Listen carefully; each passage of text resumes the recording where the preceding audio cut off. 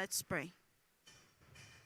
Heavenly Father, we thank you for today's event, the Loveworld Trade and Investment Forum, Day 2.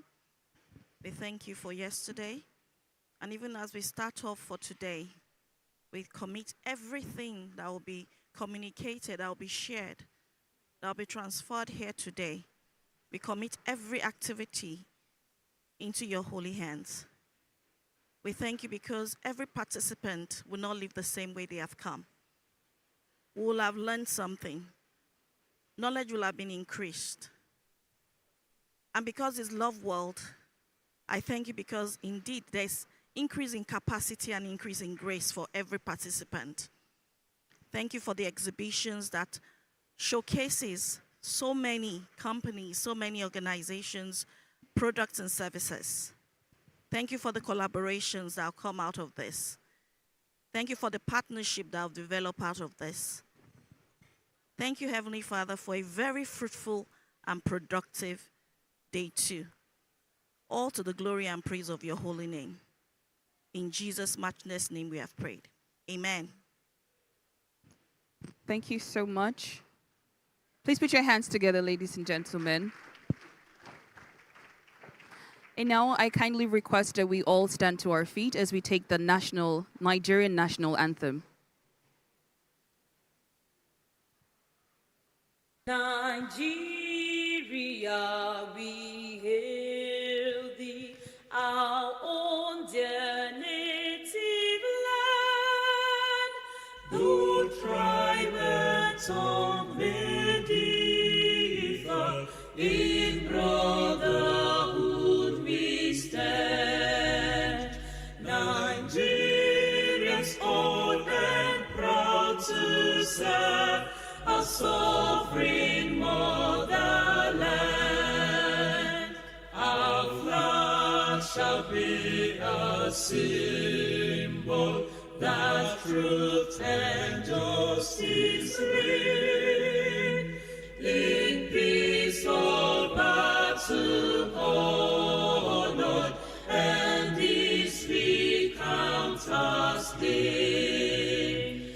To hand unto our children a banner without stain. O God of all creation, grant this our one request. Help us to build a nation where no man is oppressed, and so with peace and plenty Nigeria may be blessed. Thank you so much. Please remain standing for the Love World anthem. Thank you.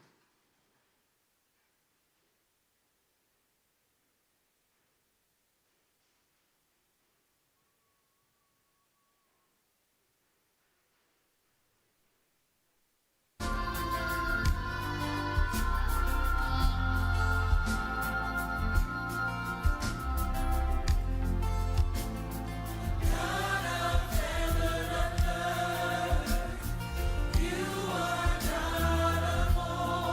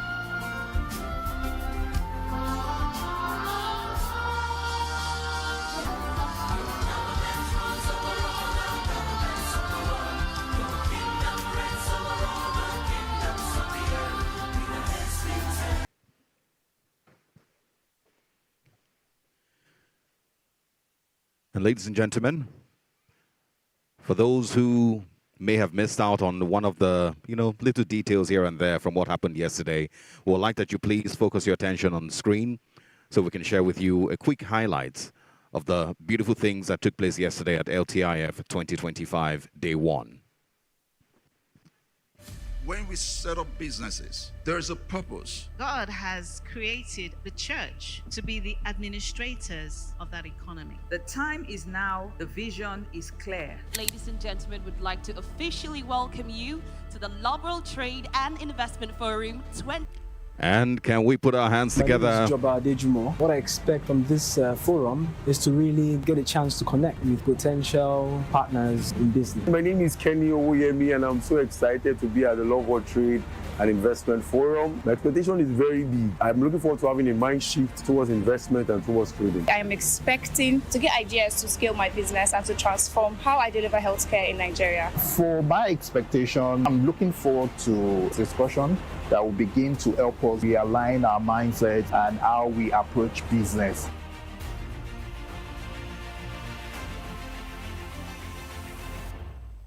Now, can we put our hands together for LTIF Day 1? So please, just so that we're certain that we are, moving with the right energy today, please, let's have a louder round of applause. That represents how excited we are about Day 1 and what we're looking forward to with Day 2.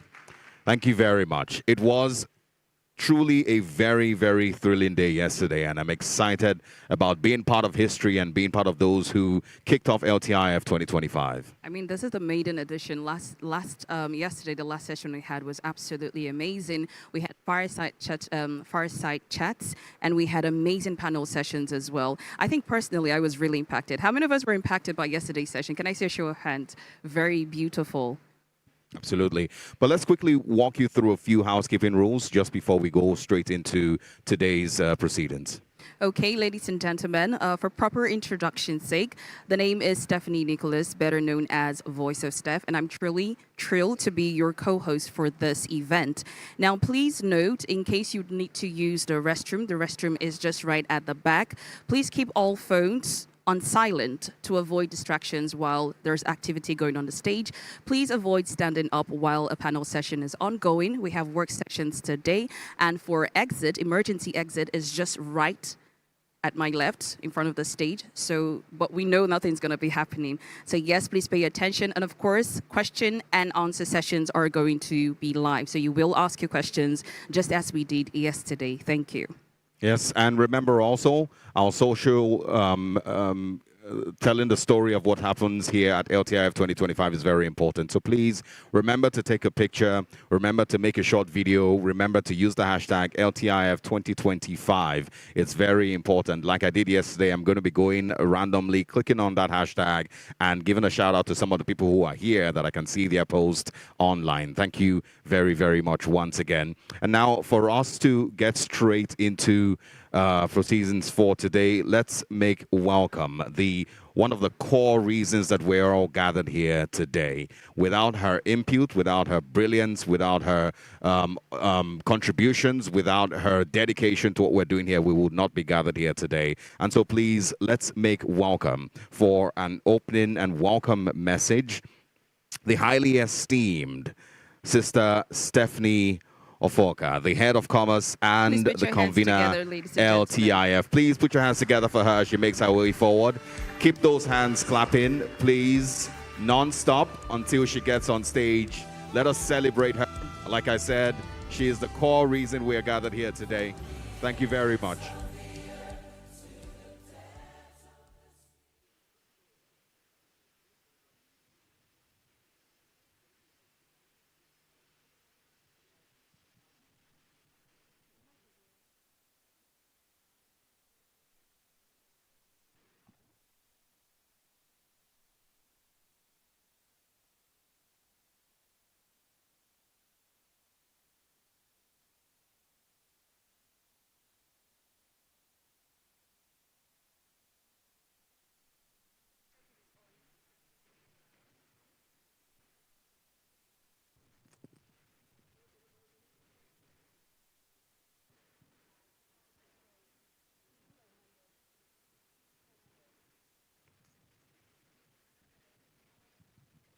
Hello. Can you hear me now? Yes, beautiful. Good morning to everyone again, and thank you for so much for your time with us yesterday. And I was going on to say that today is a little bit different. We have so much going on, in store for you today. We have the exhibition, that'll be kicking off shortly.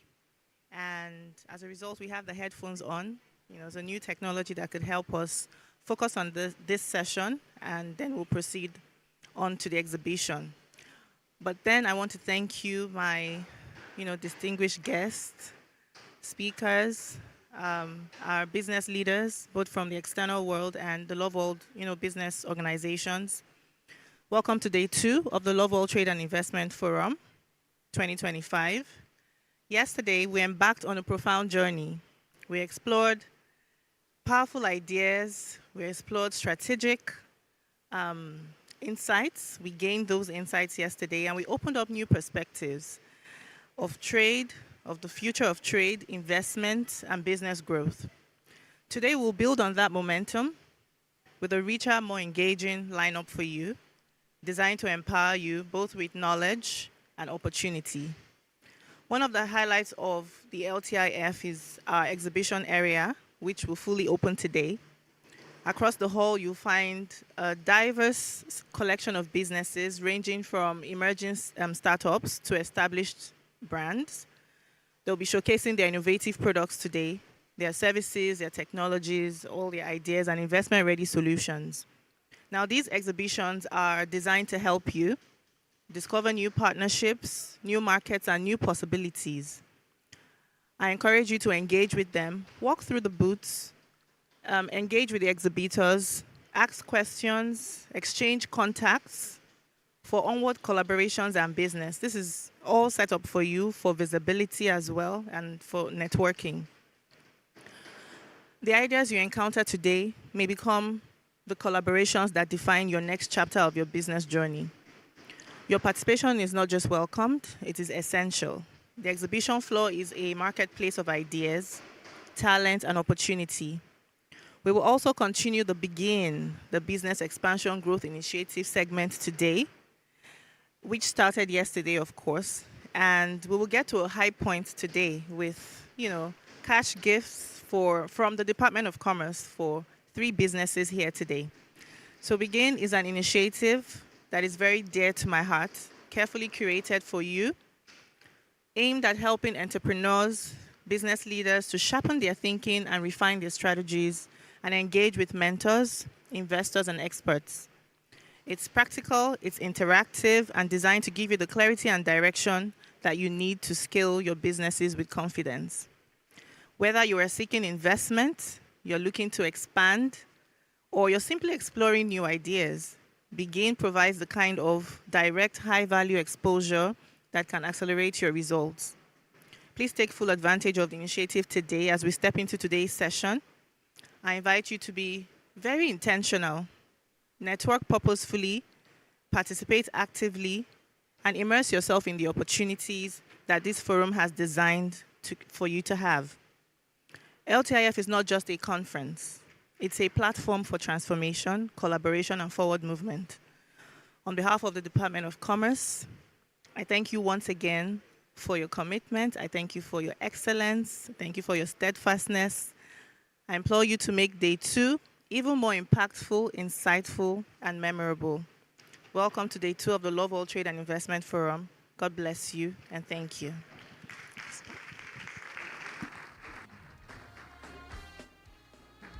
Ladies and gentlemen, please put your hands together once more for the convener of this very, very insightful event. Thank you so much. And now that I would request that your eyes and attention are on the screen, we're going to be watching a mini documentary titled The World Economic Forum's Shadow, Resisting Globalist Agendas, Part 2. Thank you so much.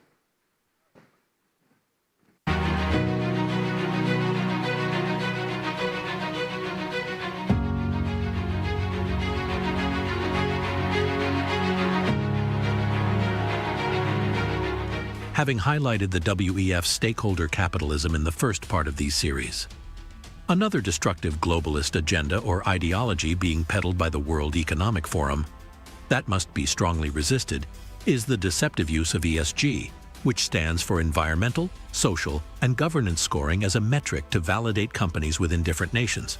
The ESG reporting and scores, which they say all companies must be rated with their ESG scores. Another fraud. ESG, real or marketing? It's a complete fraud. Complete fraud. It's so ridiculous. Governance has been addressed. That's useful. But, this idea that you're going to get a stamp that says, oh, listen, my supplier, I've offset their carbon credits and now I understand it's a joke. It's jargon. And I think what people are doing right now is using it as a way to, for example, if you can paint yourself as ESG, in Europe, you can essentially borrow money from the ECB at negative rates. I have gone around not just with moderately successful Republicans in business. I have gone around to politicians in, I don't know, maybe a dozen states who I talk to them about ESG and what an emergency ESG is and how it's tied into the pushes for diversity, equity, inclusion, and therefore equity, which equalizes downward because socialism is a redistribution scheme, not a production scheme, so it just brings things down. I have no idea how they've been able to slide this central pillar of kind of investment finance under the radar of so many people so effectively over the past decade or so, but they have done so, and people need to wake up very quickly to the fact that ESG, as I like to put it, is the ring that they put through the nose of the bull on Wall Street. You want to control a bull, you put a ring through its nose. ESG is what they slid through the nostrils. I'm glad that several countries that were buying into it a year or two ago are already dumping it, because it was destroying their companies, destroying their countries. Look at what just happened to Sri Lanka. They were praised by the WEF for following their templates. They were praised for following the WEF's template. And Klaus Schwab enthroned himself to be the boss who gives to the nations their environmental, social governance scores. In 2018, the World Economic Forum published an article on its website entitled, "How We Will Make Sri Lanka Rich by 2025. That article was removed once it became known that food prices in Sri Lanka had nearly doubled and that millions of their citizens were facing starvation. Now, what caused this? Farmers protested and asked the government to work with them on slowly improving farming practices to be more environmentally friendly rather than implementing harsh bans. But the government was more interested in maintaining a high ESG score with its creditors like BlackRock. As a result, food production dropped drastically, with farmers expecting crop losses of 85%. The country had to begin spending money on importing food when it was previously self-sufficient. Sri Lanka is a cautionary tale. What's happening there could be a foreshadowing of what's in store for us if we don't take heed and learn some lessons. Sri Lanka.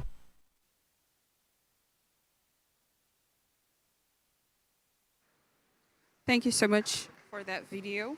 Ladies and gentlemen, please put your hands together. Please put your hands together. We are about to have our very first keynote address of the morning. Pardon me, give me a second, please.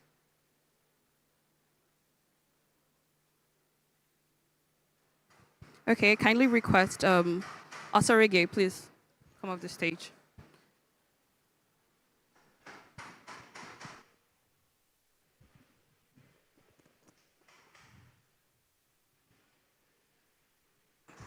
Apologies for that break in transmission. I needed internet. Okay, ladies and gentlemen, we're going to take our first keynote address to dissect the topic, purpose, profit, and power of faith in business. Please put your hands together as we make welcome to the stage the highly esteemed Pastor Grace Ofure, the money farmer, the Wow.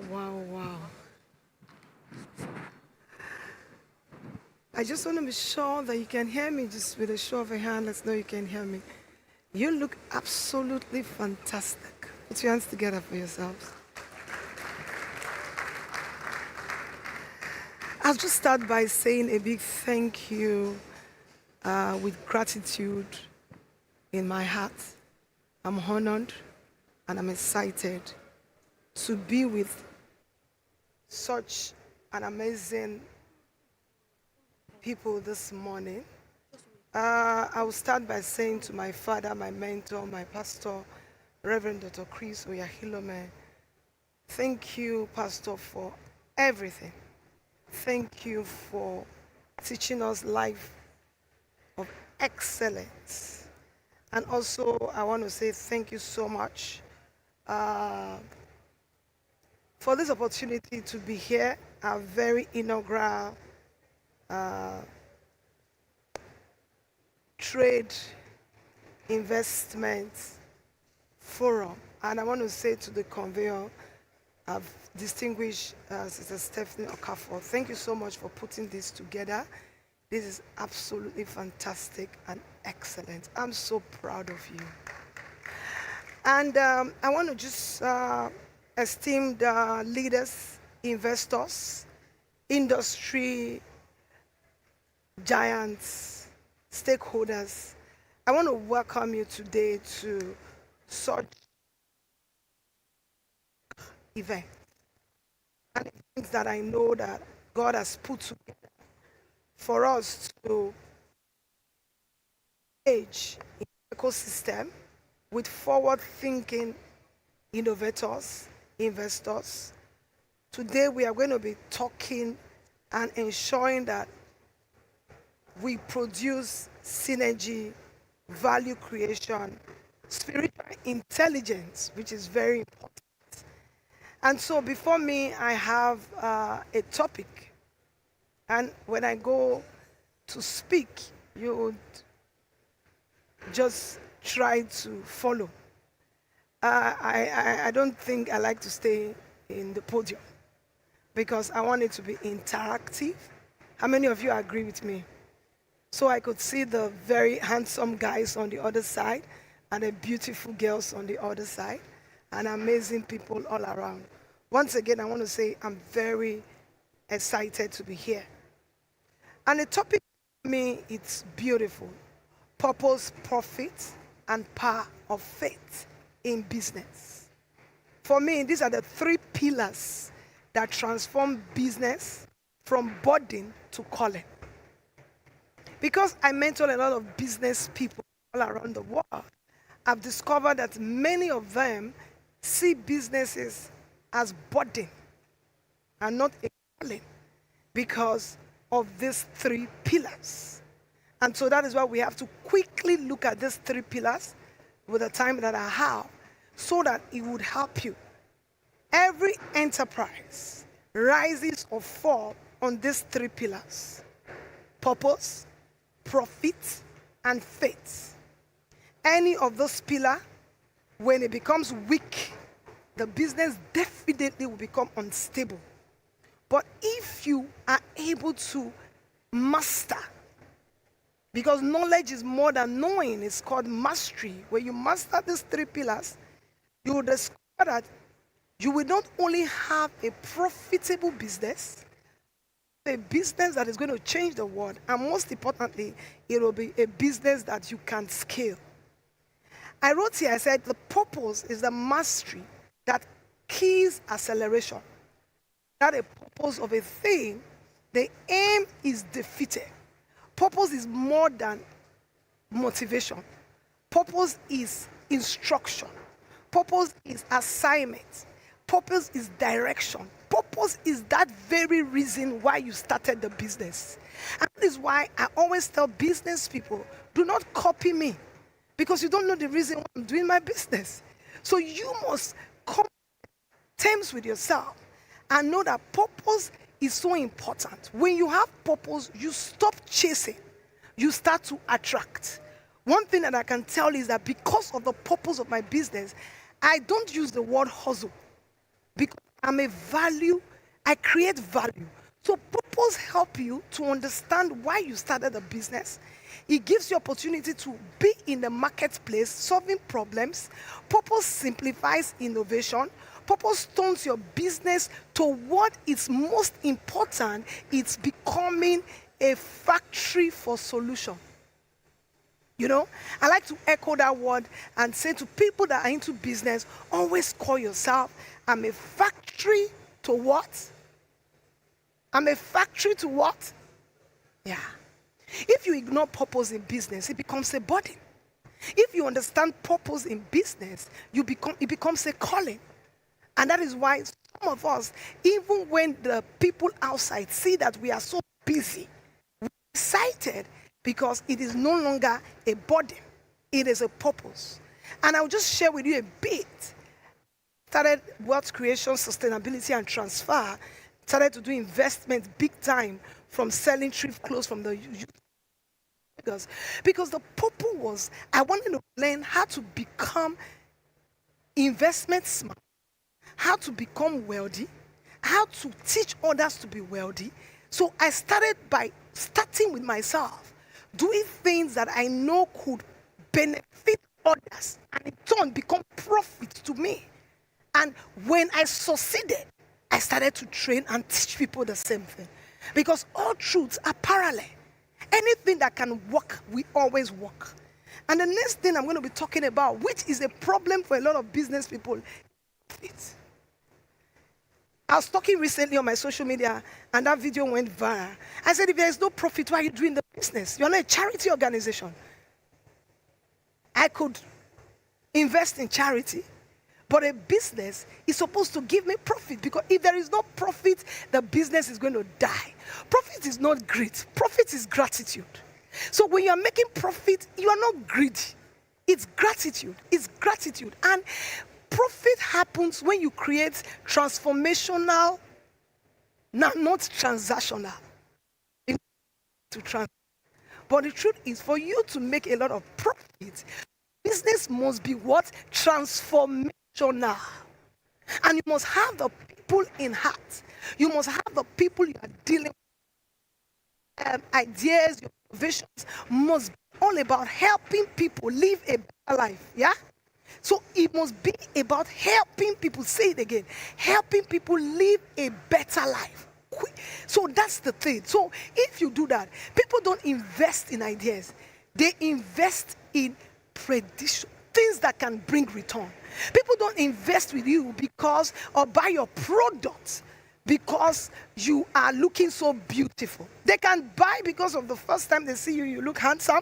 But as long as it's not producing the result that they want, they will stop buying. So it's important that you know that business will fail if you lack passion. And because if you lack profit framework, listen to me. There's what they call profit framework. Profit framework. So in business, you must begin to think of what is my framework to profit. Because if you lack profit framework, you lack clear system that turns value into revenue, then what is going to happen is that there's not going to be recurring income. There are times you should tell yourself, you know what, I'm done with this business. And if it's not producing profit, it's not helping anybody, it's not changing lives, then there is no need for you to be in that business. Money moves towards value. And so if your business is valuable enough, money will move. I tell people I could be anything I want to be anywhere in the world. And my pastor says that success really does not have a country. After all, I never left Nigeria. So in Nigeria, I made a lot of money. Why? Because every business that I went into, I was trying to solve problems. And once you are solving a problem, money will definitely move towards you. And what are you looking for? You're looking for profit. So if you increase your value, you will increase your profits. If you systemize your value, you will multiply your profits. And I'm going to give you an information about that. Sometimes leverage is important. Programs like this, partnerships and collaboration is so important. You know, I went to a program recently. I was thinking about my investors in Nigeria. We had issues with currency, and we had a lot of things we were doing. Then I went to a program in Dubai like 5 years ago. A program like this, like a trade, something like this. And I engaged a company that was also doing what I do, real estate. And while we engaged, I saw the possibility. I saw that it was important, that it was time to begin to move my investors out of this place because they trust me with their money to produce results. There's no sentiments in business. If an investor gives you money, what the investor is interested in is how much profit they are going to make, and you are using the money to change the world. And so we are saying here, don't go into any business that is all about keep people. No. If your business truly is making lives better. So we talked about housing.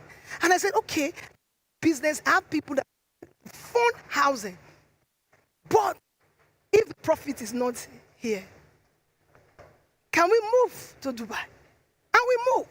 So every time you're doing business, you must always think that collaboration is important. Picking up and attending programs like this are so key. You never could say, I tell you, I do my turnover of 5 years in 5 months now. But see the same purpose? I usually hear that. In 5 months, I'm done. Because the investors are happy. The people are happy. The customers, so the echo, so I'm going to live with, and whether they like it or not, they are trying to say, faith. Faith. How many of you know that I'm a faith person? Faith is an unseen multiplier.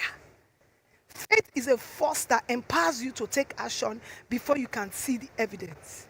You know, when I moved my business, part of my business to Dubai, you don't know, first of all, it was, so let's assume, just see it like this. I was dealing with customers in the range of 10, what it means that, let's say 10 million. Now I'm going to be dealing with customers that have 200 million. Are you seeing it? And you're saying, my customer base is 10 million-ish. Listen to me if you're a business person. And all your life, you have been in that mountain. Everybody that knows you, every customer that you have, 10 million that they can afford for your business, the kind of business you do. Maybe your investors, maybe the product you're saying. 10 million. That looks like, are you insane? Where are you going to get the people from? Remember what I said from the beginning. The beginning is, are you creating value? So knowing that what I was proposing was better off for the person. So people only exchange money with you. What you are giving them is the truth. So, but with the faith, I knew that if I'm able to take that step and move, knowing what I have, it starts from there. Faith is not positive thing. Confession. No, it's not. Faith gives you, it gives you a bank account, a support in your mind, knowing that faith gives you to take that step away from this. That at the end of today, if there is one do and it looks like I'm going to fit it, I am going to, I am going to, this idea comes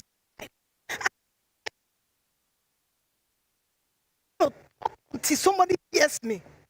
Are we together? Faith. Faith is ensuring that this thing that you know and that you know, you push it so hard and that your voice must be heard. Faith positions you for partnership. Say partnership. Faith positions you what? For partnership. Faith for partnership. You know what happened? After I went to Dubai, people started to say, okay, how are you going to get these people? I tell you, faith works, so faith works everywhere. You can't hear me? You can't hear me. Can you hear me now? No wonder you were not shouting. So we are going to take this faith matter again. How many of you agree with me? I said faith is a multiplier. Faith is a force that empowers you to take an action before you can see it. Faith is going to cause you to live here today, network with people today, get the next investor, and do that product that can save a life without thinking where the capital is going to come from. Faith is that capital you cannot see now. But knowing that this idea that you have is a solution, and a capital will respond to the faith. Faith gives you your vision, your bank account. Faith gives you support. You know, when you operate with a purpose, when you align your life with faith, when you know that, just go to faith. Don't worry, I will not go and start from the beginning. So let's just go to faith, because they are trying to let me go back. No, I'm sure you heard everything. So let's just finish it with faith. You know, it's so important. So let me just leave it at faith. I don't want to believe that they weren't hearing me before. Thank you. So let's just take my slide to faith, please, so I can be rounding up. I'm sure they were hearing. So faith is an amplifier. Yeah? Faith gives your vision, your bank account, a support. Say support. Faith gives you courage to invest, gives you courage to expand, and gives you courage to elevate when logic says it cannot work. Like what the story I was telling you, everybody told me it cannot work. He said, not even now that the country has closed the borders for Nigerians. But faith is the thing that sees when no man sees. I saw it. I said, it is when they've closed the borders that I will become so important. Because everybody was going there before. But by the time you see only me there, you are wondering, how did you get here? Yesterday, so many of my friends went to the embassy. They all got rejected. But me, I'm going to get into the country in the next 2 weeks. And I will show myself, this is faith. Yeah? This is faith. So don't stop here. Don't stop here. Don't stop at that, because you can see that the obstacle. No, that's why faith is important if you're a business person. Like I said, faith position you for what? Partnership. Faith position you for platforms you can never imagine by yourself. As a business person, tell your brother you need faith. Tell your sister you need faith. Faith is so important. Then lastly, faith produces what? Favor. Favor precedes access. You know, access is so important. And one of the things you are enjoying here today is what? Access. Access produces what? Acceleration. Once you have an access, you produce what? Acceleration. You know, there was a particular place I was supposed to speak in Houston. And I just said, you know what, I want to speak here because there are kinds of investors. And when I was sitting in my room, after I talked about it, I got a letter. They wanted me to speak on that program. They wanted me to speak about investments and all that. When I was done, I got an access into somebody that had a pool of investors that have been looking for how to get to the Middle East. Do you know what they call positioning? That's what faith can do. How did I go there at the time already in Middle East? And like I can't stop, even if we're in a forum, I must talk about my pastor. Pastor said, you must be ready for your day. Amen? You must be ready for your day. So please remember that you are kingdom entrepreneurs. Remember that you are kingdom entrepreneurs and you are meant to go and dominate your industry. Did you hear that? You must go and dominate. It's a mandate. Because in my industry, I have so dominated. It was a men, the industry was all about men. But when I came in, I used faith to dominate. Now, I am training the next big time real estate developers. And for now, I'm concentrated on female. So what that means is, even if I have some men, you must know that you are in that industry to dominate. You must know that you are in that industry to prove that God is still God. And that is why you must do what God marks. Do you know understand what I'm saying? That something is good in the eyes of God and in the eyes of men. You must make up your mind that you're not going to be carried away with what the world is doing. Because you cannot do that and you'll be able to accelerate. Because anything that is not genuine, anything Anything that does not have integrity has a lifespan. And so you must make up your mind that the entire program was put together for you to learn some key things. And you must tell yourself that you are going to go back, network with the right people, do the right business, and you will come back to dominate that industry that God has positioned you. Thank you so much for having me. Thank you so much, man. Please wait on the stage for an award session.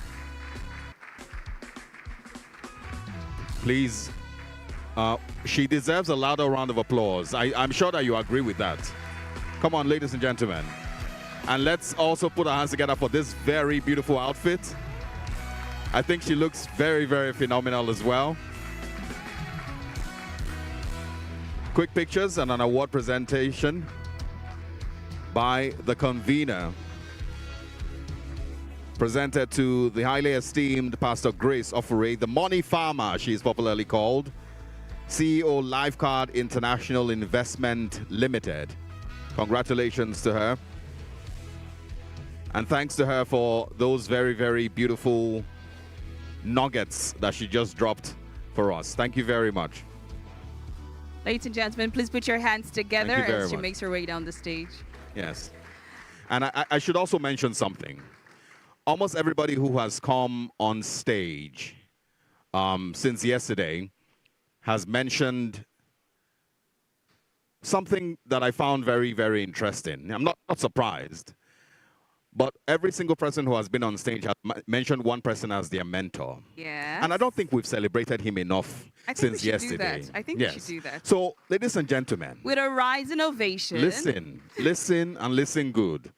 The very, very, very highly, highly, highly esteemed, a leader, a mentor not just to the ones who are here, but to millions over the years. A father. A teacher. Listen, ladies and gentlemen, the very highly esteemed Reverend Dr. Chris Oyakhilome, DSC. Let that applause, let him hear it wherever he is. Let him know that we are celebrating him wherever he is. Can we all shout, Pastor, we love you! Pastor, we love you! Thank you so much. Thank you very much. Please be seated. I like that we did that. You know, let them hear in Lekki that somewhere in Ikeja, he is being celebrated.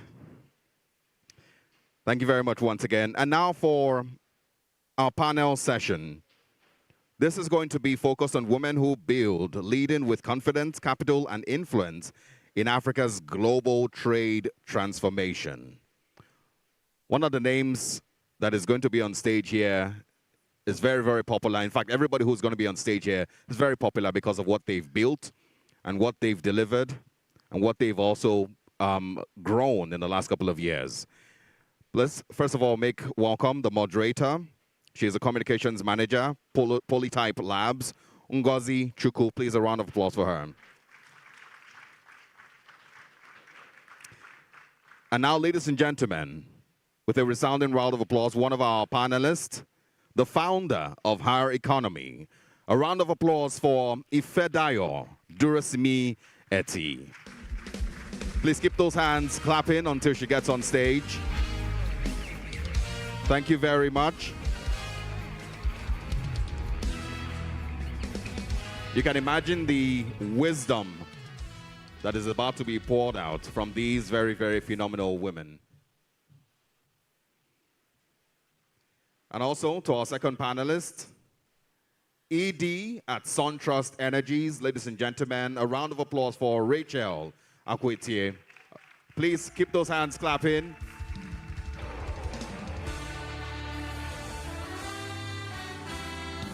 All right. Thank you very much for honoring this invitation. Please, let's just let everyone know you can take your headsets off temporarily. The sound is now everywhere. Thank you very much. And please enjoy this very interesting panel session. Hi. Hello, everyone. I'm very happy to be here with these two beautiful women. And Our session today is about Women Will Build. And we are going to learn how to lead with confidence, capital, and how to grow in influence. And I hope that, I'm really happy to hear them. And I hope that you all learn a lot, from these people. But first off, I want you guys to do some intro. Yeah. Ife, can you please start? And about yourself a bit. Thank you very much. Hi, everyone. Are you having a good day? Good morning. Fantastic. I'm very happy to be here. My name is Ife Durosimi Eti. I'm the founder and CEO of Herconomy. Herconomy is a financial technology platform that allows people, especially women, to grow their wealth. Thank you. Okay.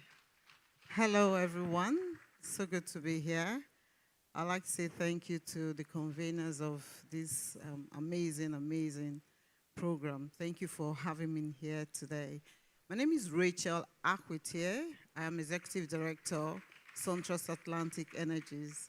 SunTrust Atlantic Energy, you already know what that means. We operate in the upstream industry of Nigeria. Thank you. Yeah, great. So my first question is just generally in Africa, right? We are increasingly seeing more and more women come up to be in the spotlight, right? More female leaders. I want you to share, right, in your experience so far, seeing how times has changed. How are you seeing female leaders uniquely influence investment and policy in ways that are accelerating growth across, Nigeria and the continent? Thank you very much for that question. So with women, we prioritize inclusive growth.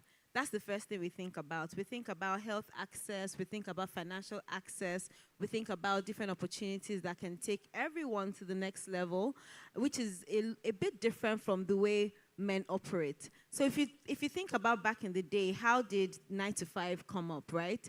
It wasn't really thought about, who is going to take the child to school, who is responsible for XYZ, right? So women, when we're thinking about policies, when we're thinking about inclusive growth, we think about everything. We think about things more wholesomely, and that's the way we kind of prioritize when we're trying to come up with decisions with whatever industry that we're working with.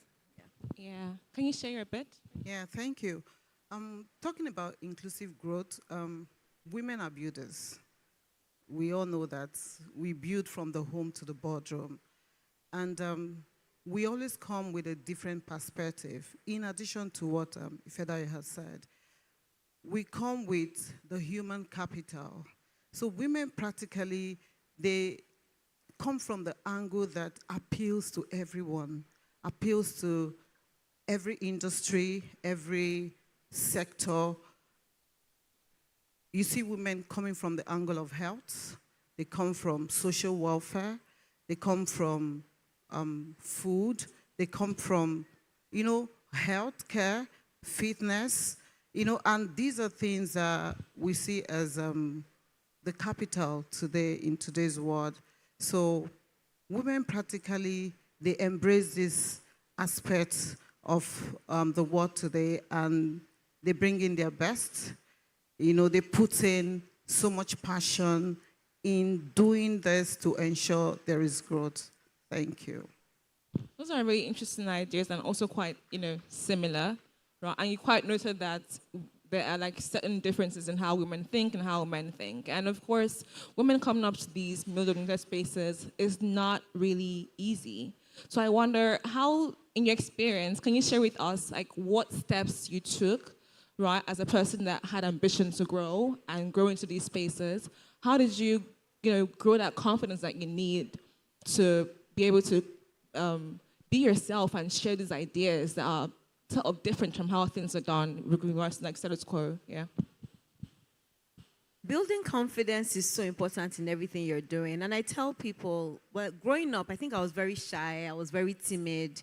And even while I was working, even though I was like in the big spaces and all of that, I wanted to be hidden. I didn't want anybody to know that I was the one behind doing all of these things. But realized when I started my own business, and because this business is a business that is built on trust, people are giving me money to help them grow their wealth. So I had to come out. I had to be confident. I had to talk about the things I was doing. I had to build my capacity. So some of the things that I did was build my competence. When you're competent, when you're confident in your when you're confident in your competence, you move differently, right? When you've gone to school, when you're learning from your peers, when you get mentors, when you go to conferences, and you're relating with people and you're building your wealth of knowledge, you move differently. So when you build, I moved from a place, so I built my confidence from a place of competence, clarity, and community. It's very important. When you do that, when you're also building publicly, you also do things differently. You don't want to make a mistake. It's okay to make a mistake, but you don't want to make a costly mistake, right? But you need to make sure that you're building competence. You're working in a way that, when you talk, people understand that you know what you're saying. You share some of your failures as well, so that people know that you're not just being unrealistic. So the way I work is, when I apply for things, for example, and I fail or I don't get it, I share it. The times I win too, I also share. So people begin to trust you. People begin to see that you're relatable as well. And that way, then people can also put their bet on you. Yeah. All right, for me, confidence is not about being loud. It's not about being everywhere. It's actually about being clear and being intentional. So my own confidence it stems from mastering my acts. In everything I do, I am well grounded in everything I do. I ensure that I master anything. If you give me anything to do, I won't start until I am certain I understand the purpose, I understand the objective, I know the vision behind what I have to do, And in my career, I always ensure that every assignment, I understand it, and that gives me confidence to come out, to talk. It gives me confidence to answer every question, to face any challenge. So for me, the priority is mastering my art, understanding what I have to do. And another very important aspect of my being confident is the people I have around me, the influence. Who are the people around me? Who are the talkers? What are the voices I hear? I am very privileged to be in a very amazing community where I hear people talk faith. I hear people talk. They talk the talk. I hear people talk possibility. I have positive, energy all around me. That gives me confidence as well. But most importantly, it is knowing who I am. I am very confident because I know who I am. I know what I have. I know what I carry. It tops all of them because I'm talking about my faith base now, because that for me, I have been very confident from a very young age, because I met Christ as a teenager.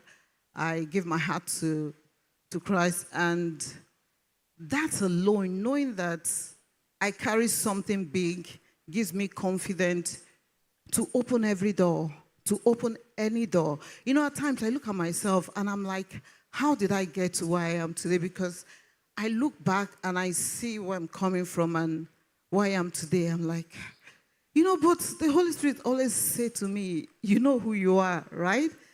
So for me, that is the most important thing in life, knowing who you are, what you have, what you carry. It makes you walk tall. without considering who is in the room. It makes me talk without thinking, oh, am I being heard or am I going to be shut down? So the most important thing about confidence, even though beyond being confident, is having self-worth. And this is also, it helps you have self-worth when you understand what you have, because confidence is what you see on the outside. It's your ability to do certain things and show certain things on the outside. But self-worth, it comes from the inside, and that no man can shut. So for me, knowing who I am gives me self-worth, and that makes me bold anywhere I go. Thank you. I love your response so much. If I want to add to what she said, especially about identity and self. In addition to what she said, I was going to talk about preparation, right? You need to prepare anywhere you're going. So I remember, I like to use examples because I feel like examples are relatable. I remember a friend of mine, she was coming to speak at one of my webinars on Zoom. And this is somebody who is a partner in McKinsey. She's smart, she knows her onions. And the way she was preparing, you would have thought she was going to speak at Harvard. And I was like, it's just to my community members that are coming to speak. These people are young entrepreneurs. It's not that serious. She was like, Ife, I need to prepare. And she told me, she said, Ife, anywhere you're going to, no matter who you're speaking with, you have to be prepared. You can't just walk into a room thinking, oh, I already have all the information. I do this all the time.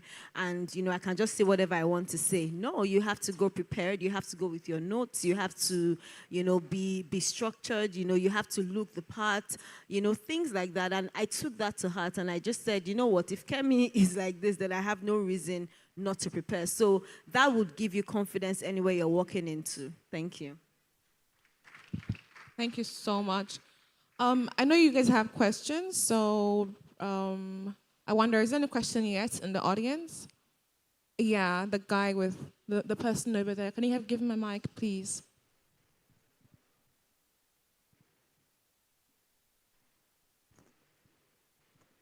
All right, good morning. Thank you so much to our speakers. My name is Michael Eze. I love what Madam Ife said about confidence being tied to competence and what Madam Rachel said about self-worth. Now, my question is, we live in a time and age where we talk about inclusivity, we talk about having equal representation in the workplace.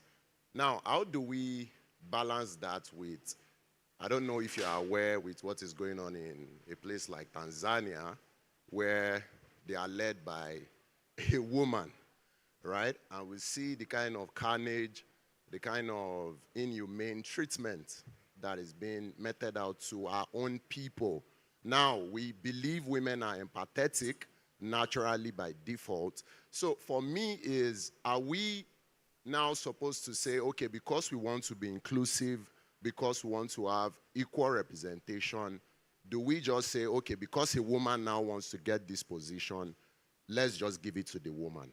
So what should be the yardstick, or what should be the, would I say, benchmark to, balancing that out, so at the same time we still have the inclusivity, and at the same time we're able to, not affect competence and also the self-worth of the female folk? Thank you.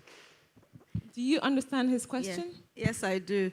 I think the crux of the question was, should we always just give it to the woman if it's a woman, right? But it takes me back to what I said and what you even reiterated about what I said. I spoke about competence. That was the first thing I said. So when you're interviewing, for example, and there's a man, there's a woman, and they are all competent, that's when you make that decision. You're not choosing the woman because she's a woman. You're choosing the woman because she's equally competent and probably better at doing the job. You're not necessarily picking the woman just because she's a woman. And if you look at the countries, for example, that did better during the time of COVID, they were the countries that were led by women. So when you look at data, even with loans, we give out loans all the time. Women pay back. Right now, we have 0% non-performing loans, and because we give loans to women, right? So when you look at it, and obviously I'm not saying that all women are the best. No, but we're choosing the ones that are the best. So that's where you need to start from. Thank you. A place of competence. Yeah, can you guys give her one more applause, because it's not easy to have zero, non-performing loans. You have to really want to add to it? Yeah. All right, for me, I have never been chosen because I am a woman. I have always earned every position. And most times I find myself in several positions, like several boards. I find myself being the only woman there. I sit on 7 boards, major boards of directors. It's just one that we have 3 women. All the others are, I earned the seats. It's not because I have never really found myself. So it's not in all cases you see situations where, oh, we need to fill in and we need to bring in a woman. I work in a very competitive, male-dominated industry. I mean male-dominated industry. And if you don't fit in, if you don't position yourself, you don't have the competence to operate at that level, they will not even put you there. You will not get there. So it's not in all cases. We're not preaching, oh, put us there whether we deserve it or not. We are working day and night. We're building our personalities. We're building careers. We're building systems. We're building structures. We're building industries. We're passionate about what we do. We put in everything. That is what women do. We're not sitting here today, because we just want to talk or because we're just women. No. You need to sit with certain women. You understand that they think far. They see beyond, what is happening. They are very innovative. Women are passionate. They are innovative. And, they are builders. They want to see things work. And that is where we come from.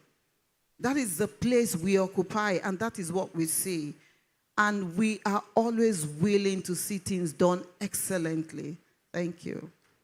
It's funny that she deserves another round of applause, actually. I love how she said she's on 7 boards and all of that. And I was going to say, add to what she said, was I'm also on some boards. And the funny thing is I've actually never checked how many women or men, even till date, I've never checked. I just work. And those are the kind of women I work with. We just do the work. We wake up, we do the work, we go to sleep. If we need to wake up in the middle of the night to do more work, to have meetings, we do it. We don't complain. We don't say, why are they taking so much of my time? Or I want to go home by 5 o'clock. No, we do the work the same way the men do the work. And sometimes we actually create even better structures in our homes and in our offices so that we can actually excel at the work that we do. Thank you. I love those responses. It's not about having women as tokens, right, in these spaces. I have more questions for you guys, but I want to ask again in the audience, do we have more questions? Anybody? Great. So I think I want to follow up on what we just discussed now, right? Getting more women into spaces, because as you acknowledged rightly, it's not that women don't know how to do these things. They have the knowledge, they have the passion, they have the energy, and a lot of the work that we're doing right now is to have more women to have access to these opportunities to work and do these things, right? So I wonder, what advice do you have, maybe from personal experience, right? Would you say to women here and to who are in the room to tell them what can they do, right, to increase the number of women that are participating in workplaces and having access to capital, right, that they need to grow? Fantastic. I love that question, especially because it has to do with growth and get to that next level, especially when it comes to capital. The first thing I tell people is to ask boldly. When I started to raise funding for my business, for example, I was very shy. I would, go to spaces and, I'll say, oh, I'm trying to, at first I think I was saying I want to raise $100,000 and, I'll say it with a soft, I will even be ashamed to say it because they'll be, in my mind I'll think it and they'll ask you, what do you want to use this money for? But I'll see men that hadn't built jack. They didn't even have anything. And they'll say, I want to raise $500,000 with their full chest and they'll get the money. And I just realized that I just needed to have those men around me to give me that ginger, especially because at that time I was timid. So what happened for me was I went to an accelerator program. And at the time, I think I was trying to raise $500,000, but I didn't know how. I spoke to one of my friends and I was like, I've been trying to speak to VCs and VCs were wasting my time. So I'm going to try to do things my way. I'm going to see if I could crowdfund. So I went on my Instagram or my Insta stories and I said, if you're interested in investing in my business, reach out to me and all of that. And this was the only reason why people reached out to me was because I had already shown consistently impact for over about 5 years. I had started doing impact work or the work that I do since 2018. This was 2021. So people had already seen the impact. They had seen the consistency. They had seen how I showed up. And so many people reached out to me. I got more than times 10 in form of commitment. And we raised $600,000 within 24 hours. So it's very important for you to document. So the way I was documenting was leveraging my LinkedIn and my Instagram. So I was documenting publicly. Not that I would document and just put it in my PowerPoint presentation and just keep it. I was documenting publicly. So people had worked with me. A lot of people I'll meet, they'll tell me, I remember when you posted something that you like this earring from somewhere. Literally, something as little as that. I wrote one day that I liked Primark earrings, and I used to just pack like 20 when I traveled. And one woman came to meet me and said, oh my gosh, she bought it for me. So sometimes some people are watching you that closely, right? So I documented everything, showcased my work, showcased what I was passionate about, and people then believed in me. So I tell people, document everything, ask boldly, say what you want. So in terms of asking boldly, when I wanted to write the minimums of the kind of investment that I wanted, I didn't think that the women I knew had more than $5,000 in their accounts. So I was like, okay, I'm going to write 5,000. My friend that's a guy, he was like, nope, put 20K. I was shaking. I was like, hey, who will give me 20K? Blah, blah. I put the 20K and I got a flood of people that said they wanted. So if you don't ask boldly with your full chest, people will keep their money.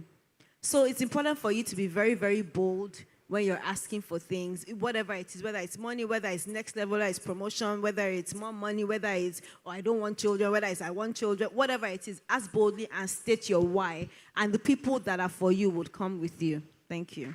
Yeah. So our last response, because we're almost out of time. Yeah. Okay. Just let me all right. I'll just try and be brief. In addition to what you have said, I think women should learn financial literacy. It's very important because when you come to ask, you have to show that you know the numbers, you know what you're going to do with this money. Because I think funding is not just capital, it is stewardship. You have to show that you know what to do with the money, and you have to speak finance terms, and also you should be able to take advantage of certain tools in the financial industry, and learn revenue-based lending. You offer that, oh, I am willing to go for a revenue-based lending, project lending, so that it's not just, oh, give me the money, And another thing that is very key is wisdom. The Bible says wisdom is the principal thing. Wisdom is the capital. In the world today, we see a lot of financial misuse, especially in small-scale industry. So I'll advise women to embrace wisdom. It is very important because it's going to not just open the doors, but it will keep you there. You get to a point where you have unending flow of funding. Thank you. You want to add to her? Yeah, I was going to add to what she said in terms of asking God for direction. When I was advancing in my life, I always wanted to work for a multinational till I reached my pinnacle to retire and all of that. And in between, when I was working at Nigerian Breweries, I was enjoying my job. I knew that I was due for promotion, everything. God said I should quit. And I was like, huh? I'm not doing that. I like my money. I want to just stay in this organization and grow. And he said I should. And he was showing me in everywhere that I was going. And I did. I listened in 2017. And I've not suffered for one day since that time.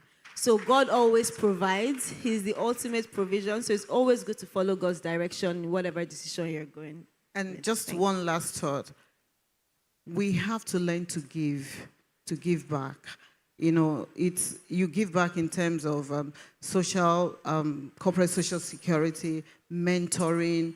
You know, it's African business have to understand that the best way to grow and multiply is always by giving. You must be willing to do something. And we have to move from always asking to offering. You know, come out, even when you need money, you come out in form of, I am offering these services. I am offering these opportunities. I am giving this, you know.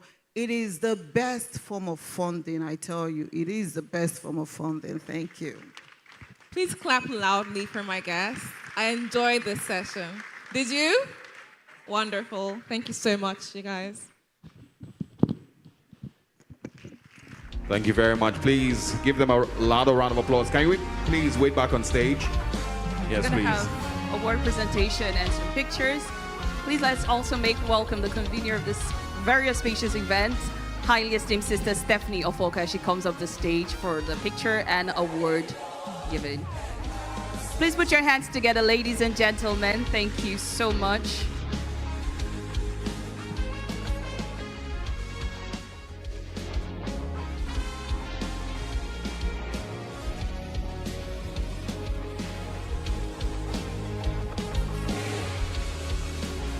Camera crew, okay. Congratulations to both panelists. And I think everybody who's here absolutely enjoyed every bit of it. Please, a round of applause for them once again. Thank you very much. Totally thrilling. If you're a woman here and you're one of those people that they were speaking of that will be the future of wealth in the continent, please, can I hear you make some noise? Okay, I think we can do better than that. I don't think the women here. Women in the house, can we make some noise? Can I get a woo-wee? Can I get a whoop-whoop-whoop? The women on this side don't seem to be interested. I don't think you guys are into this. So, you know, when we had this panel session, I actually had to do some research, and I think it's very important that I share this with everyone here. So according to global statistics, women control about 70 to 80% of consumer purchasing decisions globally. Did you hear that? Should I take it again? I said we women control about 70 to 80% of consumer purchasing decisions globally. Women, can we make some noise? Thank you. That's how we roll. That's how we roll.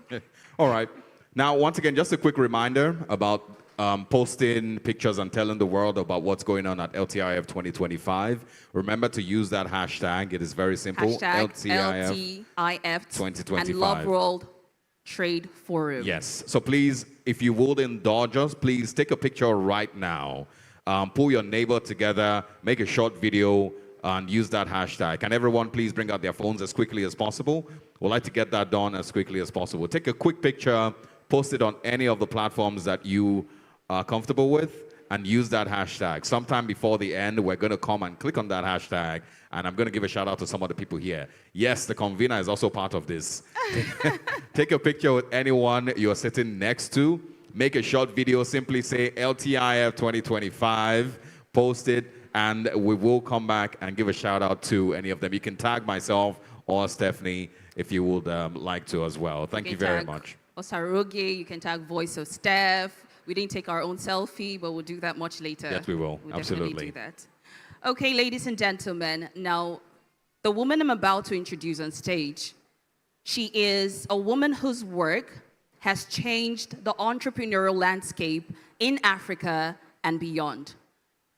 To give her keynote address, titled Building Scalable, Impact-Driven Businesses in Africa, ladies and gentlemen, please put your hands together as we make welcome to the stage for her keynote address, Dr. Henrietta Onwobuzie, the Associate Professor of the Lagos Business School. Please put your hands together, ladies and gentlemen. She is such an inspiration, and I'm sure at the end of this keynote address, you would know why. Please keep putting your hands together as she comes up the stage. Ladies in the house, put your hands together. Make some noise. Thank you so much.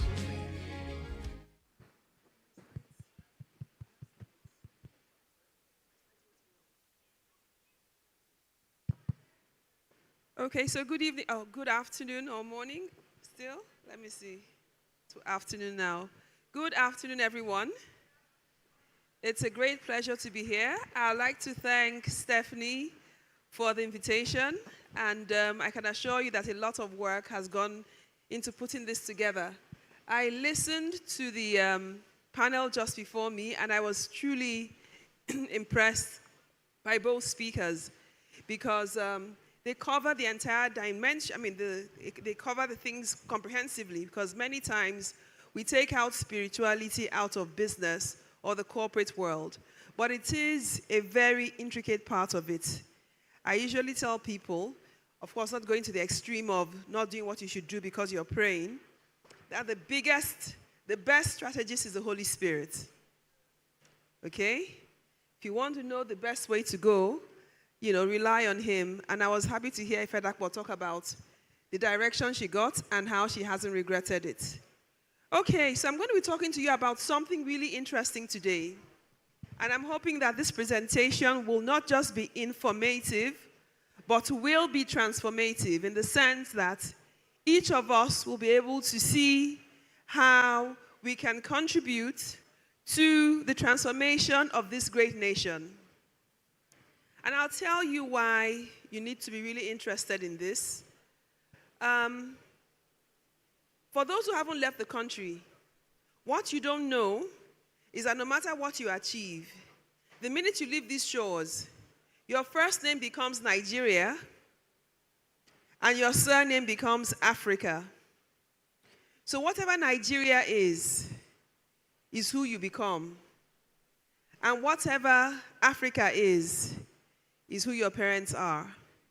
And that is why even a homeless person in the US, once he flashes his American passport, suddenly achieves a larger-than-life status because he's not flashing who he is, a homeless young guy. He's flashing what? What the United States of America stands for. And I think that we should all be aspiring in our lifetime to experience flashing our Nigerian passport and being proud of it. It is possible. Believe me, it is possible. Because those countries were not created the way we see them today. They once were where we are now and even worse off. It took the action of different people, individuals, to transform the country to what it is today. Okay? And I can assure you that those who have jackpot, as we say, here in Nigeria, I can assure you that many want to return and many are missing home. But of course, they've sold everything and gone. Okay? I've studied in the US, studied in the UK, lived there, worked in both places. I can assure you that East or West, home is best. And this is someone who has the option. With a UK PhD, I can go anywhere in the world without any difficulty, and I'll get permanent residency. Right, so let me get into this pretty quickly. So we're going to be talking today about building a scalable, impact-driven business in Africa. Can I have the clicker, please? Or is somebody going to be clicking the slides for me? I don't mind clicking it myself. Okay, so here we have this beautiful continent of Africa, which I hope you know can actually contain all the other continents in the rest of in the world, no matter how small they make it look. And this is a market of 1.5 billion people. It's the most populous continent after Asia. Now, why is this important? It's important because if you produce and there's no demand, you can't sell. If you produce and there's a lot of demand, you give a lot of value and you become rich in exchange. Okay? So this is why Africa is the only continent the rest of the world cannot do without. And of course, our dear Nigeria, you can see our population, land size, is the 6th most populous country in the world, with a 54.9% urban population and a median age of 18 years. Now, why is this relevant? We're talking about building scalable, impact-driven businesses in Africa. If you have the median age to be 18 years, and these people are unemployed or uneducated, as opposed to being an asset, it becomes a liability. Okay? And the truth is, while I won't even, sorry, no, don't go yet. Don't go to the next slide yet. While school is good, the truth is that it's not the only form of education. There are many people who are rich in indigenous knowledge and don't have much formal education, but yet they are more successful than people who went to school. So the key thing is to get everybody where they are at. Understand that IQ is not the only form of intelligence, neither is it the most useful. It is useful, but it's not the most useful. We need everybody's ability. Okay? Right. So the key thing I'm trying to say here is that we have to make sure that we're able to see how we transform all these young people into assets. People are assets when they're contributing positively to society, and they are liabilities when they're contributing negatively to society. So we're going to see, there's some ideas I'm going to share with you now before I go into how to understand an impact-driven business and how to ensure that you scale. So on the next slide, I show you a couple of, scalable businesses that can impact lives. I'm sure many of us here, I see a lot of young people, but so at this age, I didn't have a driver, so I don't expect you to have or want a driver. But I can assure you that there are many organizations, schools that need school buses, hospitals that need ambulances, corporate organizations that need drivers for their staff. Just name it. That are intercity transporters who are looking for well-trained drivers, and better still if they're mechanics, which means that if anything happens to the car, they can fix it. That's one way to transform people who are not so educated into educated people. And I can assure you that if any of you here decides that, you know what, I'm going to focus on people under the bridge around me, just like, what's his name, the guy that's doing chess in slums. I follow him a lot, but I've not seen him lately on LinkedIn. What's the name of the guy, chess in slums? Sorry? Tunde Onokoya, exactly. So he has chosen chess as a means to transform the lives of those kids in the slums. You can decide, okay, you know what? I can choose, I know about cars, and I know how to drive, and I have a car that I can use to train people, and I know a mechanic who can afford to train these people. I can assure you that besides transforming lives, you will make a lot of money, because many people will come to you to hire those guys, especially if you also train them to have ethics, to be ethical, and to have human etiquette. Dress well, brush their teeth, behave right, not to steal, drive properly, certify them.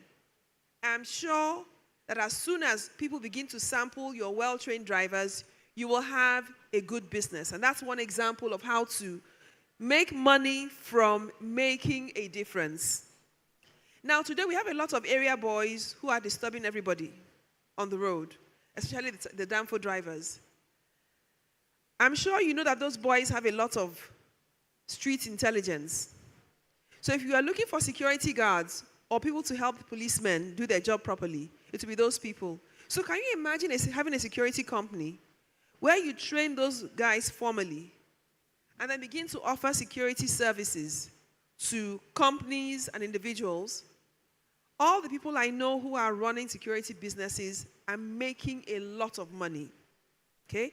That's another example of how we can transform the area boys that we all see, or the moneyless that we all see as problems, into assets. The third suggestion, a construction skills training academy. I'm sure we've all experienced calling a plumber or a painter or a tiler or an electrician, and they make the problem worse. I'm sure we've all had that experience. And then we're looking for Ghanaians or people out from Benin to do the job for us. That's really sad. We can actually know a Lebanese company, El Alan, that has trained Nigerians to build the state-of-the-art houses that they build in Nigeria. So they're built in Ikoyi mainly, and it is Nigerians who build for them, but they build just like they build the kind of houses you will find abroad.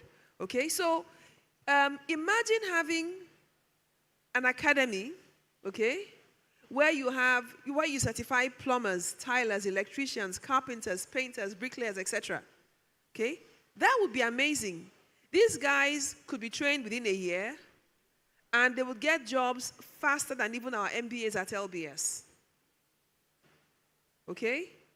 So these are low-hanging fruits. I mean, one may not have everything at once. We may decide, okay, I want to train only plumbers for now, and then begin to advertise on social media. Okay? Make sure your page looks good. And you'll be surprised at how people begin to call you, and then when your workers do well, they begin to refer you to other people. And there's a lot of real estate development going on. When I mentioned this idea to people in the real estate development industry, they said, wow, have you started? We did them like yesterday. So there's huge demand for well-trained manpower, vocational training. Okay, so think about it, because some of us are looking for jobs, whereas you can actually make more money from starting your own thing, just like Ifeda was explaining happened to her when she left her job. Tailoring Academy, that's another big gold mine. So what I'm wearing today is made by one of my students. When I teach the full-time MBAs at LBS, I make sure that they start a business. This business, which is a global brand today at the Red Teams, was started with just 5,000 naira. Okay? And today, he's selling across the globe to the US, UK, Canada, Caribbeans, Algeria, Libya, everywhere. He can't even meet demand. So right now, he's looking for space to backward integrate into a tailoring academy so that he can meet demand for Dirty December.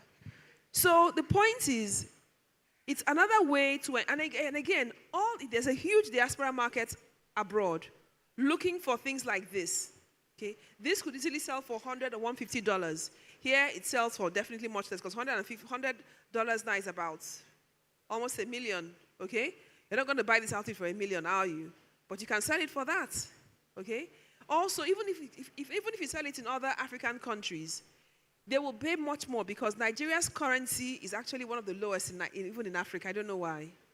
So if you were to sell it in Ghana or Kenya, for example, you would sell this for nothing less than maybe about 250,000. So you can imagine making it here and selling it there, how much money you will make. Now, the demand will be there. How do you get capacity? You will need to train people, okay? So invest in training people, take them off the streets, train them, and you have a great, thriving business, especially if you have the skill or the ability to design outfits. Now, hospitality training, events planning.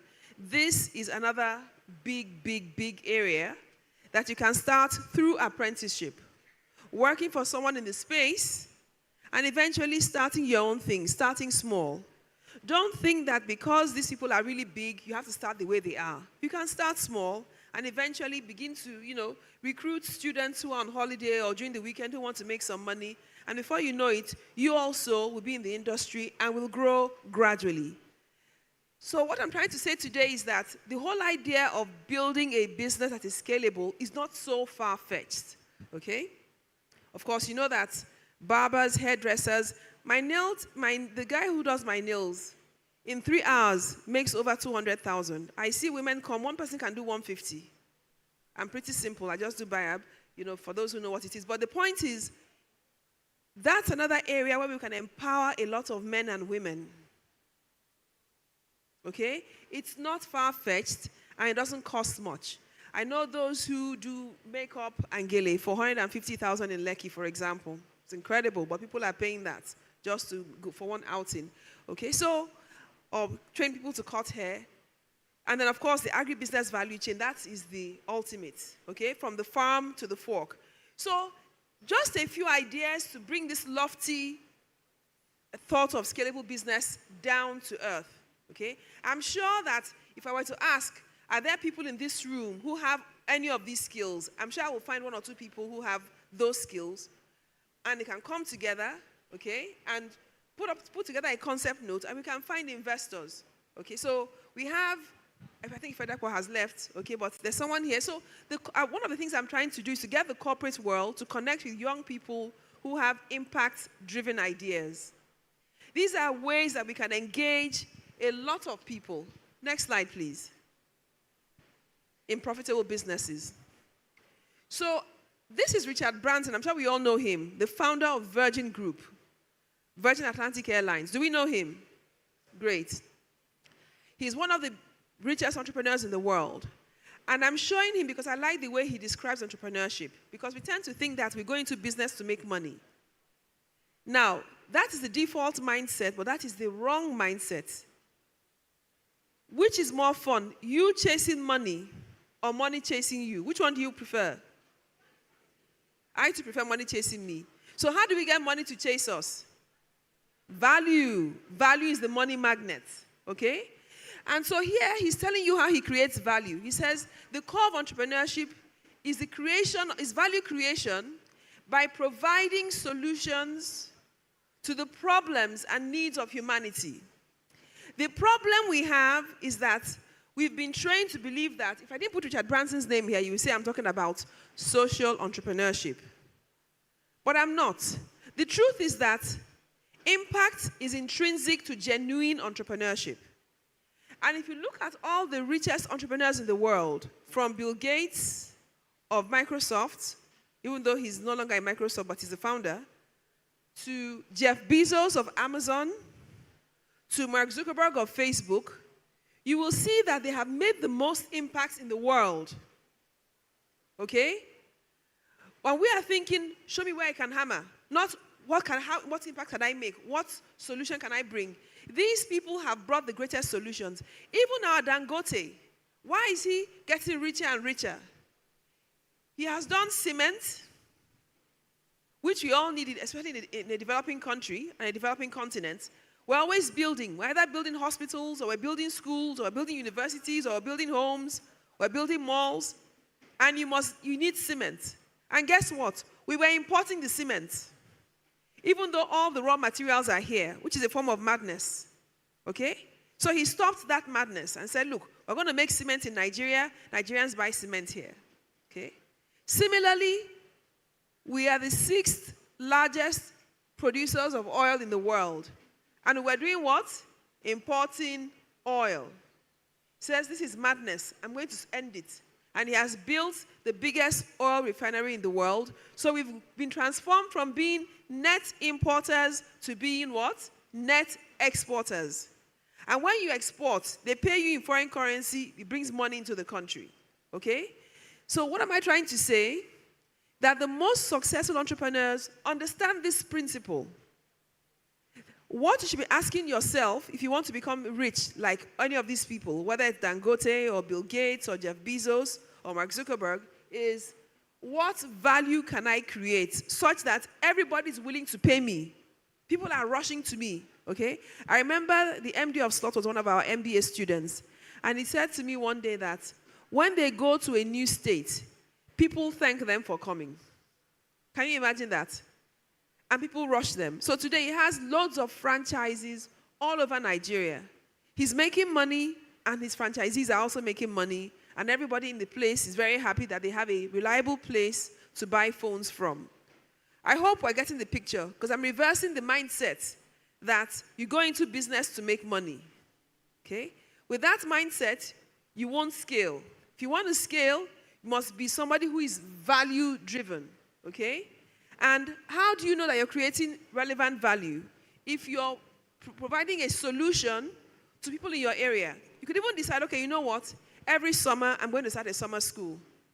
Bring your children to me. If you can't pay, just pay every day. Every day, just pay 100, I'll pay 500 naira every day. At the end of the month, you're going to make how much? Or they pay 500 naira every week. I don't know. It depends on the neighborhood where you are at. It could be 1,000 naira or 5,000 naira every week. I don't know. But the point is, you would have helped parents keep their children busy, and at the same time, you would have made a lot of money at the end of the summer holiday. Okay? So, value creation by providing solutions to the problems and needs of humanity. It's not just for NGOs or foundations or charities or churches. It's for you and I. Okay? We can all make money from making a difference. That's what it means to be impact-driven. And impact actually gives you a competitive advantage, as opposed to what we think that, oh, if we go impact-driven, the impact-driven way, we will make below-market returns. That's the biggest lie. Like I've shown you, or like you all know, okay? Just reflect on it. Who has made more impact than Microsoft in the world today? There's no country you will go to without seeing a Microsoft logo. So it means that everybody all over the world is buying his solution. We were using typewriters. I did typing and shorthand in secondary school, okay? But today, everybody is using the computer because somebody thought about making the computer small enough. These will be huge mainframes for all of us to use, okay? Now, let's look at another entrepreneur who is very wealthy. Next slide, please. Jack Ma. Who is Jack Ma? The founder of Alibaba.com, okay? He's one of the richest entrepreneurs in China. And he also says entrepreneurs make money by solving the social problems of others. So what this means is that if you want to be a successful entrepreneur, ask yourself, what problem can I solve? Okay? What problem can I solve? Don't just think, where can I get a job? Because the truth is that a job that pays you 300,000 a month may look good to you, but guess what? Entrepreneurs make that every day. At worst, every week. Okay? So think bigger. Start small, but think big. Okay? They say entrepreneurship is the road less traveled, but the most rewarding. Unfortunately, the school system, which needs to change in Africa especially, programs us subconsciously to see job seeking as the ultimate. So entrepreneurship comes to us as, okay, if I can't find a job, I'll be an entrepreneur by force. Okay? But ideally, the better option is entrepreneurship. Okay? You may say, okay, so why are you not an entrepreneur? I am an entrepreneur. I run my own consultancy. I have my own business. And yes, I still teach at the Lagos Business School because it offers me a platform to transform lives. Okay? So the point here is, and I sit on several boards too. So the point is this: think big, think out of the box. Don't let the school system program you to think that I beg to apply is your only option or the best way to go. Okay? Some will say, but I need job security. There's no job security in today's world. The biggest and best companies, including Google, X, formerly Twitter, Microsoft, they've all laid people off in recent years and recent times. Okay? Mobile, Schlumberger, Shell, people have been laid off in recent times. So anybody thinking, I need job security is not in today's world.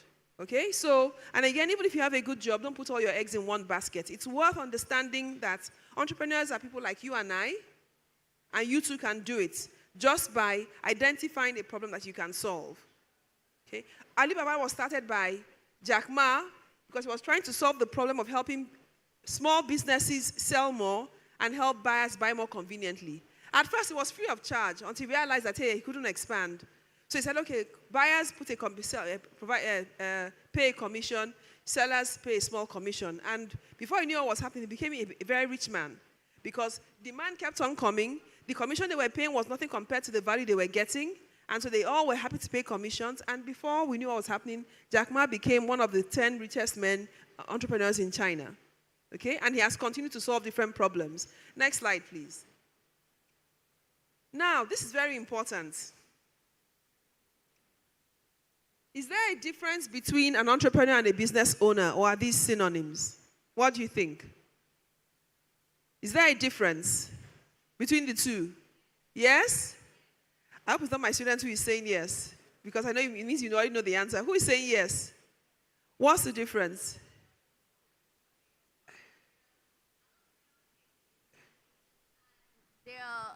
They are solution driven, while a business owner, they are, now, karakata. They want to make the money. Okay. And so they are focused on, Just exchange of money. service and all that. All Fantastic. products. Yeah. Okay. So I'm going to show you an example. So she's absolutely right. Not every business owner is an entrepreneur. We're used to saying once somebody owns a business, you're an entrepreneur. Okay. There's a fundamental difference, and it's in the mindset. Okay. The business owner just wants to make money, so practically just buys and sells. The entrepreneur is solution-driven.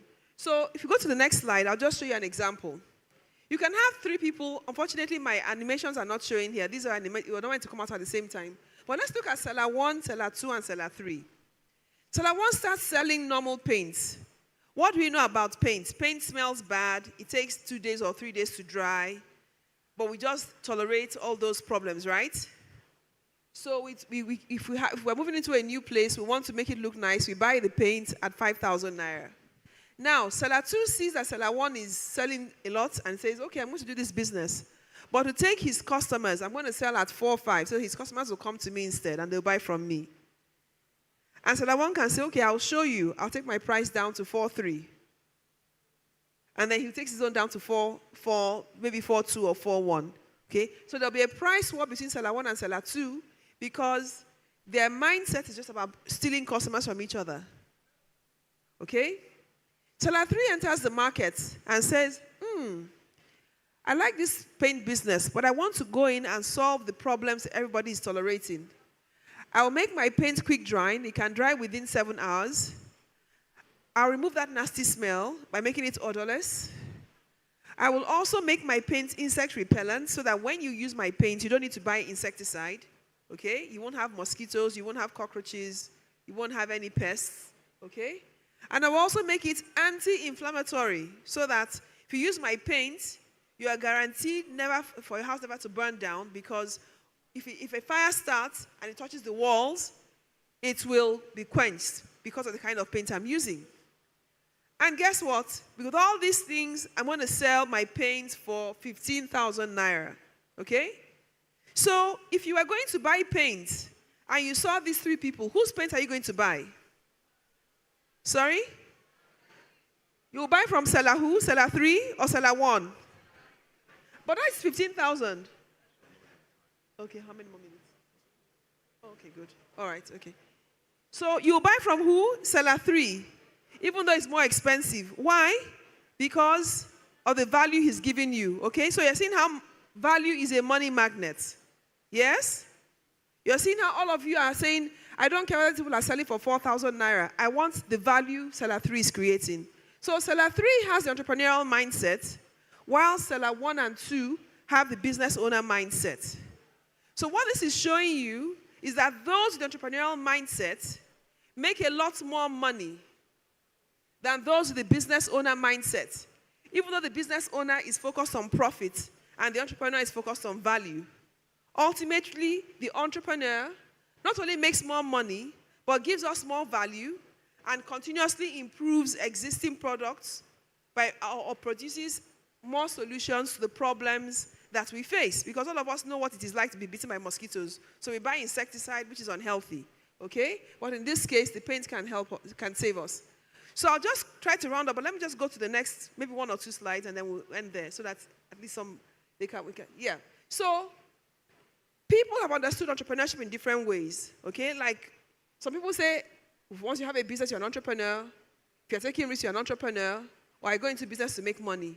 Those are not the correct ways to understand entrepreneurship, especially not impact-driven entrepreneurship, which is where we want to go to, okay? So entrepreneurs are solution providers. Next slide. I'm trying to round up quickly. Next slide, please. Okay, so keep this in mind. Entrepreneurs are people who solve problems. They also create value, and as a result, make profits. So we're seeing how seller 3, because he is solving many problems for us, the problem of pests and mosquitoes, His added value, making his paints insect repelling, anti-inflammatory, also quick drying. So those who want to move into a new place quickly can do so. He's making more profits than all the others. So if you're thinking of being impact-driven, you have to have an entrepreneurial mindset. This is what gives you a competitive advantage in the market. And if demand is growing, then you can scale. Okay, so building a scalable, impact-driven business is not rocket science. It just boils down to having the right mindset, as we've shown on the screen. Thank you very much.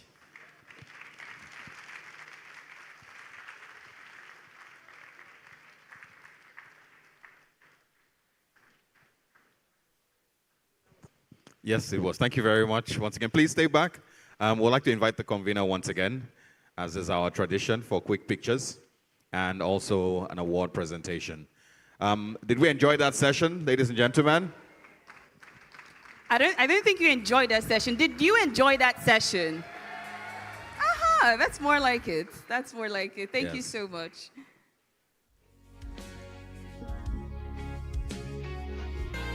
So photographers, let's have a very quick picture.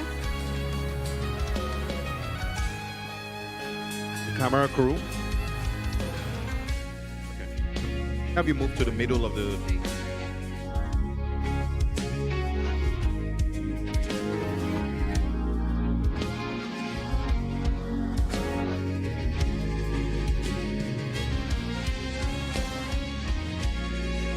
All right. Thank you very much. And congratulations. Thanks once again. Her name is Dr. Henrietta Onwebuzie, an associate professor of entrepreneurship, Lake Business School. Please, can we give once again a round of applause? Thank you very much. Okay, so Osarage, I was thinking, that was a very powerful session. I think we should have question and answers. What? Okay, so we're going to take just one question. Just one question. And just because, I don't want to say I'm biased, but I want to go to a female. I can see someone who already answered the question, so I'm not going to come to you. Okay, Mike is coming to you already. No, let me pick. Where are the hands? Okay, let's have the lady at the back. The lady at the back. Yes, please. So please keep your question very, very as quickly brief, as possible, please. so we can move on to the next activity. Okay, good afternoon. Good afternoon to the organizers, and good afternoon, Ma. Thank you so much for the opportunity to ask my question. Okay, so my question goes like this. You said value is a money magnet, and I understand cash flow. Cash flow is a routine.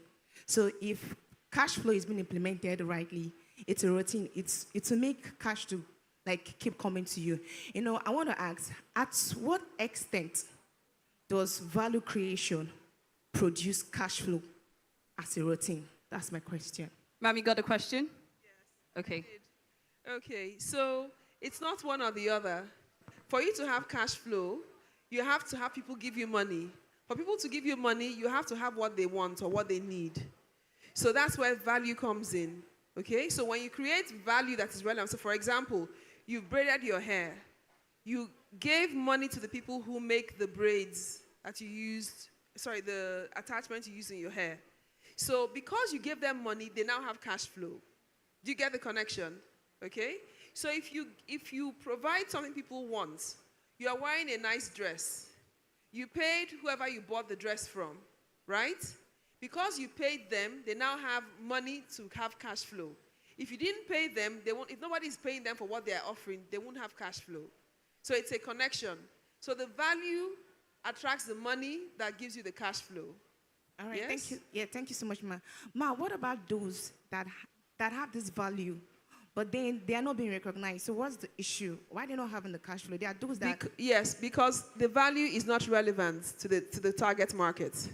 So if I come here and I'm selling winter coats, will any of you buy from me? We're even hot already. Aha. But if I'm selling fans, will you buy from me? Because you're hot. Yes. So the value you're creating must be relevant to the target market if you want to have cash flow. Okay, people buy what they want and what they need. Ladies and gentlemen, Dr. Henrietta Onwuezie. Please put your hands together. That was very beautiful. Thank you so much, ma'am.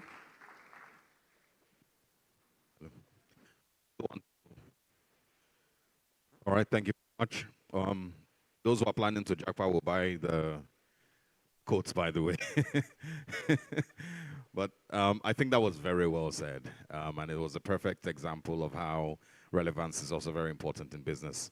Ladies and gentlemen, for a product showcase, please let's put hands together for the head of agriculture, Loveworld, the highly esteemed Pastor Tom Obazi. A round of applause for him, please, as he makes his way forward. Keep those hands clapping. Thank you very much.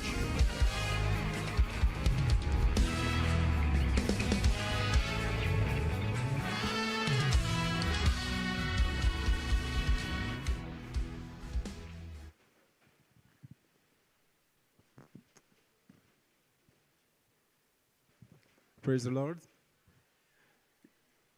Good afternoon, everybody. My name is Pastor Tom Obiazi. Thank you. That's very generous of you. Thank you. I'm the head of department of Loveworld Department of Agric. And first and foremost, I want to say a big thank you to our dear man of God, Pastor Chris Oyokirome, DSC, DD, for the opportunity given to us to have this fantastic forum. It's been a very, very rich meeting. I was here yesterday, and I heard the speakers, and I must say this is well packaged. And I'm sure you can agree with me, right? So can we give our man of God a big hand for that opportunity? And I would like to thank the convener of this meeting, even Sister Stephanie Foka, Head of Commerce, for this meeting. You know, giving us opportunity to come together and to start something that will be spoken about for a long time in the Loveworld space. Loveworld Incorporated has come to stay as a nation that is not just affecting one country, but is global. And you know that whatever we get involved with, we always excel in. And so we're taking the world by storm, even in commerce. Can you give a big hand for that? While I listened to the speakers yesterday, a lot was said about different businesses and SBOs owned by the ministry and outside of it. And also we talked quite a bit about agriculture. Now, the purpose of the Department of Agric in the Loveworld space cannot be overemphasized. You know that for a couple of years, the man of God had talked about the importance of food security and what we eat. What we eat matters a great deal because you eventually, it defines where you are physically as in your health. Your food also determines your health. And the man of God told us so much about that until he said, we are going into agriculture. So the department became an answer to the problem of food security, not only in Nigeria, but worldwide. Praise the Lord. And that is what we are doing here today. In evaluating what we do, there's so much that comes out from this space, and that's why I am very grateful for the opportunity to talk about what business opportunities that you have, what investment opportunities that we have in the agric space in Loveworld. What we are concerned about now is producing the right food, the right quantity of food, the right kind of food, and the healthiest kind of food. Praise God. Non-GMOs, organic products. We are engaged in those things. Now, to be able to carry out these policies or the vision of the man of God with respect to this, we have to look inward and look at what we have. No better people to do than people who have been listening, who have been hearing, who have faith in what we do.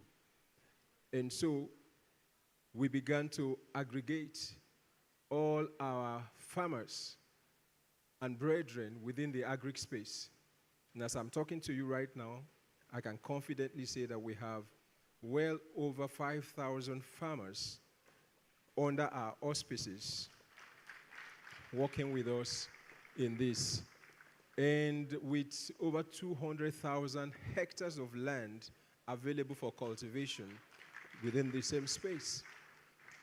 There's a lot that we want to do. We want to be able to strengthen the whole of the agric chain. Issues where you have farmers go to farm and the farm, they are not able to bring their products out for people to appreciate or for processing. We want to be able to block that loophole in logistics. So we are calling on investors. There are things that you can do. Everybody can actually be a farmer. Everybody. And that's what the man of God wants us to do. And he says, whatever you do, be a farmer. So you can plug in there. You can plug in as an actual farmer, and you can plug in as an investor in agriculture. You get that? So you can work in logistics, invest in logistics, or invest in storages. A lot of people, post-harvest losses can be minimized with good storages. And we require that. We want to have them in different geopolitical regions of Nigeria and also outside. And by the way, we have the same thing that's happening in Nigeria in all the countries where we have Loveworld. And so it's all over. We're calling on people, investors. There are so much that we have in here that you can actually invest in. We're calling on people to invest in more processing plants. More. Within the Loveworld space, we have the capacity, we have the numbers, and we have the expertise. Praise the Lord. We are developing presently cattle ranch. For example, why do we have to rely on milk processed and laced with chloride? We don't need it. The children don't need it. No adults need it. But we can produce milk by ourselves. We can actually go into dairy farming and do the right thing. And so we have the land that we have declared for that, and we're bringing in the livestock to do that. And from there, we hope to also produce organic milk and also produce cheese and some other things. Now, while I'm talking, I only asked for 5 minutes, right? 5-10 minutes to say something, and I'm thinking, what should I say within these few minutes? I can say, you can get in touch with us. You can talk with me. You can talk with me. I wish I asked for the code, our QR code to be put up there. You snap it and scan it. You can have a lot to do with us there. Just in case it's with them, I think that they can put it up to do. The few minutes that we have in this place, some of you may want to ask more questions, or you want to reach me. I'm available. I'm very easy to reach. When you ask anybody, where's Pastor Tom? Or where is Pastor MPT? You can see me. Praise the Lord. Now, I don't know whether there is anybody who has questions to ask. Okay. Okay. I hope I didn't make a mistake asking. All right, can we, are they allowed to do that? Okay. You just give yourself a name and go straight to your question. Thank you so much for this opportunity. My name is Success Paul Wifo. I'm a farmer, but I'll be having challenges and a problem in the area of farmland. I rent, so every year I pay for the rentage, and it's quite expensive. It's not encouraging. So the reason why I came for this program is to know how I will be able to access farmland, seed, and also equipment. So we'd be grateful if this opportunity is granted to me. Thank you, sir.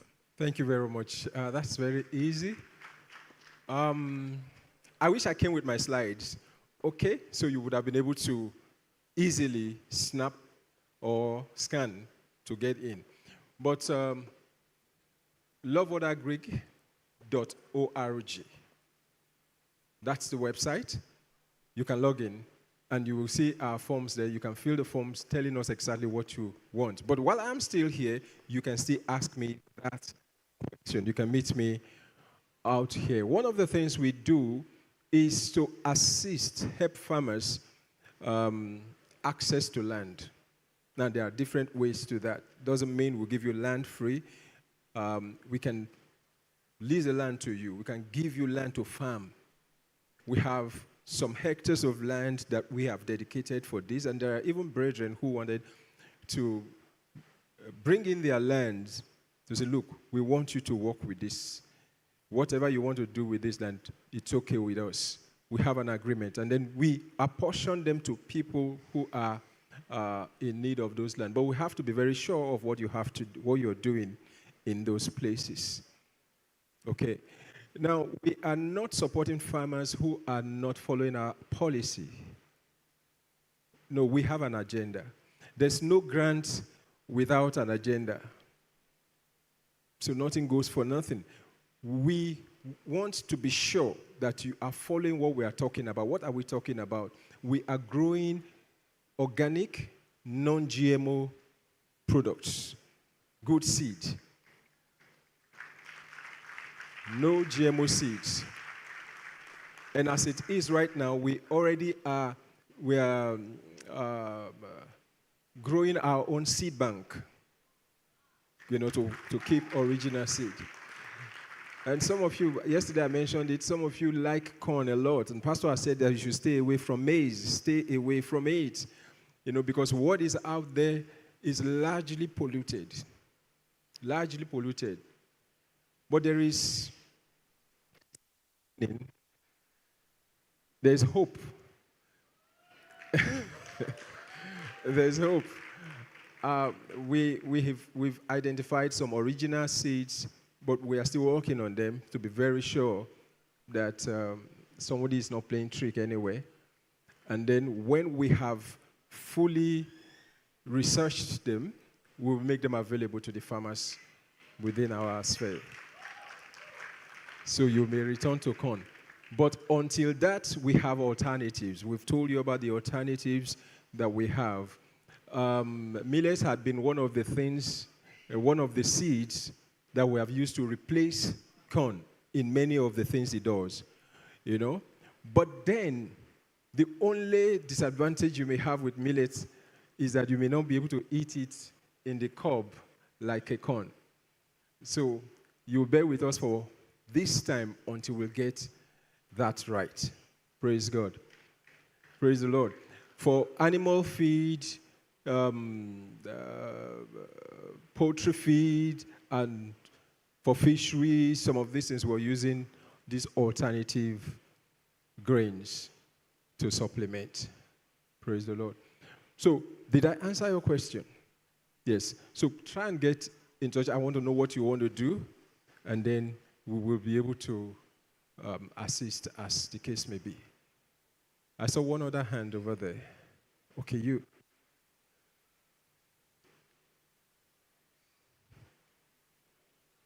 Okay, I think we don't have time for an extra question. But I think they can meet you after, sir, to ask their questions. All right, thank you. Thank you so very much for the opportunity. God bless you. Ladies and gentlemen, please put your hands together.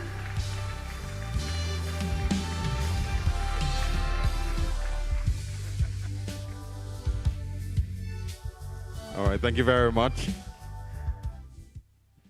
Highly esteemed Pastor Tom Obiazi, the head of agriculture, Loveworld. Please, another round of applause for him. Now, just to reiterate, because I'm sure, like the question that was asked by the gentleman, you can reach out to www.loveworldagric.org to fill a form, and you will be assisted from there. Thank you so much. Now, it's actually amazing. This was actually a very important session because there's a lot going on in the world. If you're a member of Loveworld, you know the pandemics. And what's the word we use? Pandemics. When you say something that is not going to work out, the plan by the deep state, what do we call it? Sorry? Fiasco and debacle. Great. So if we are building and raising a generation of farmers who are going to be doing a lot of things as building the world and making the world a healthier place. So like I said, the website is www.loveworldagriculture.org. Thank you so much. Yes, we've had a lot of fun today, have we? Yes, absolutely. It's going to be time for lunch very soon. We have just, I think, one more panel session, a fireside chat, and then we'll go for lunch. But before that, who wants to win something today? Just wave your hand if you would like to win something today. Can I put my hands up too? These people are very rich. I want to win something as well. Thank you so much. They don't care about freebies. One of the people who has supported what we're doing here today will be coming on stage next to share with you guys a little bit about what they've created and what they do, and also to give away some freebies. So please, let's put our hands together as he makes his way forward. The founder, Tango Brooks Technology, Peter Atuma. A round of applause for him, please. Thank you very much, ladies and gentlemen. And like I said, get ready to win some freebies. He has for us.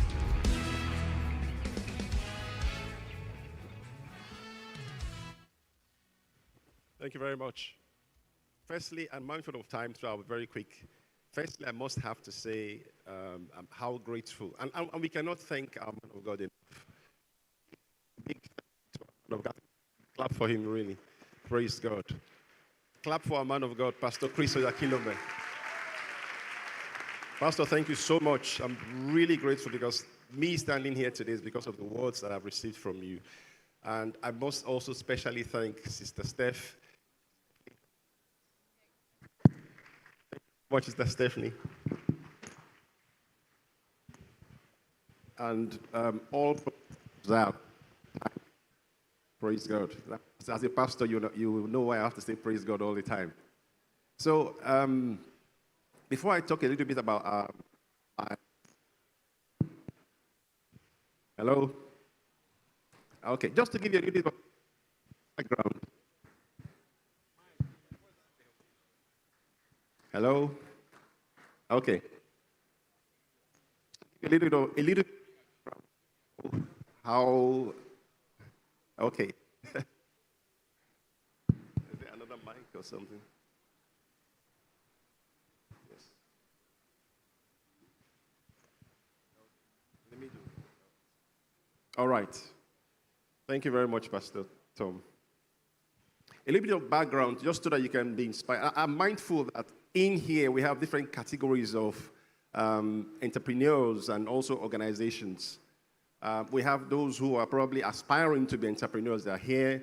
You have those who are different levels as well. But the good news is, whatever level that you are at, a program like this is an opportunity for you to move much higher. So I think that this is really a good time, and there's no better time than now for us to have such a great program. Just a little bit of my story. Sometime in 2018, launched a company here in Nigeria for the first time. Again, listening to the word of our man of God, Pastor Chris, We started in 2018, and just imagine this. So before then, Pastor Chris had said, there was a year he said earlier, he said, look, it's 10 in 1. Some of you would remember that. Now, that year, honestly speaking, I was about to start, I just started some small businesses, you know, and all. So I was thinking to myself, I thought, even if I had 3 in 1 that year, I thought that would be fantastic. I said, Lord, 10 in 1. So while I was thinking about that, we started this business in 2018. In 2018, we had a revenue, just watch this. In 2018, we had a revenue of 17 million. We just started. 2019, 179 million. What's that? 10 times. 2020, they said the year of COVID, we went 1.7 billion in revenue. Again, another 10 times. So that just humbles anyone who wants to doubt the word of the man of God should just be humble to know that 10 times, 10 times, 10 times on all stats. So that just shook me up, and I said, there's no stopping. From then on, that same company is now in 2 digits of billions in terms of revenue. On top of that, it's also bettered a number of other companies. Now we have about 10, it's now a group with about 10 other very successful organizations, including I struggle to call it a microfinance bank, it's a digital bank actually, Source Microfinance Bank. First year of operation, first year of full operations was last year. First year of operations, full operations, revenue of 740 million. First year of operations, and they're already growing stronger.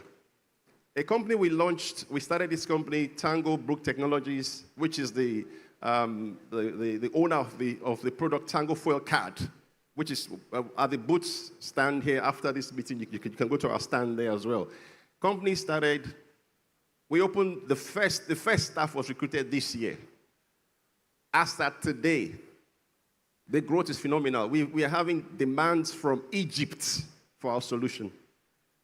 All across Africa, we've had some very high interest coming from Southern Africa as well. And what does this product do? It's one of those innovation that you would say I got from the man of God. He always tells us we have insights into mysteries and secrets. And every challenge that you see presents an opportunity. So that's the starting point. So I'll just quickly round off, because I'm mindful of time, with 3 key points I want you to take home here today. Whatever level you're at, you're moving forward. Number 1, understand that success leaves clues. So the first point I'll start with is always start from the spirit realm. Focus on the spirit realm first. That's where your advantage is. So the first point I will say along those lines will be understand the grace factor in everything you're doing. Grace factor. So grace is very important. Everything I just told you about the trajectory, where we're going really fast. It's amazing now, I tell you. And all of these are the key points I will just give you. And because of the time frame that we have, so I'm just condensing everything together like that. But first, start from the spirit realm, understand the grace factor. Number 2, yes, the grace factor is there, but grace, you have to know, can be frustrated. So you don't have to use grace as an excuse for laziness or to ignore other key values that you should put in place as well. Number 2 is integrity. You have to be a person of integrity as a person, as a business. You've got to be trusted. Otherwise, forget about being an entrepreneur. You cannot sustain it if you don't have integrity. So it's very important. As a company, integrity to your staff. Pay them their salaries when due. You can't afford to owe salaries. You can't afford to owe suppliers. You can't afford not to do what you say you will do. So that's also very important, integrity. Number 3, competence. And I'll just give you a scripture that, again, I got from the man of God. When I heard this, I knew that it was impossible for anyone who listens to him to fail. A scripture, it says, add to your faith gnosis, knowledge. And he told us very clear that knowledge there, as nice as we would have, many of us would have loved it to be spiritual knowledge. He said it is not. It's gnosis. Add to your faith gnosis, which is knowledge you gain from mental exercise, study. In other words, research. Because you are a Christian doesn't mean that you should ignore common sense knowledge. Understand your finance, understand operations, understand governance. Governance is key.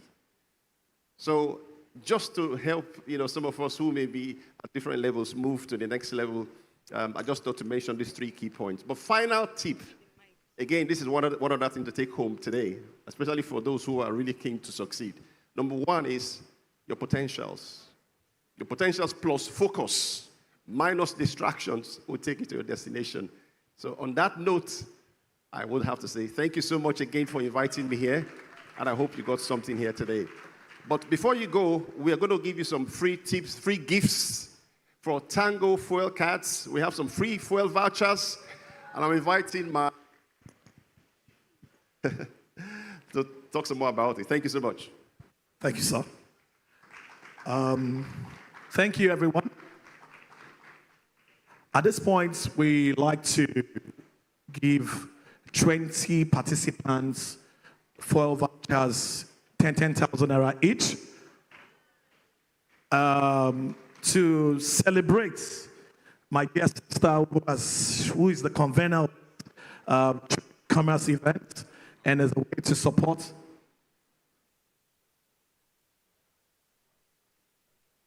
So, how do you get this foil vouchers?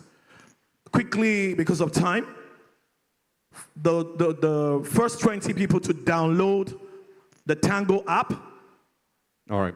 The Tango app, and you can come redeem at the back because of time. Integrity is very important. We're trying to keep the time.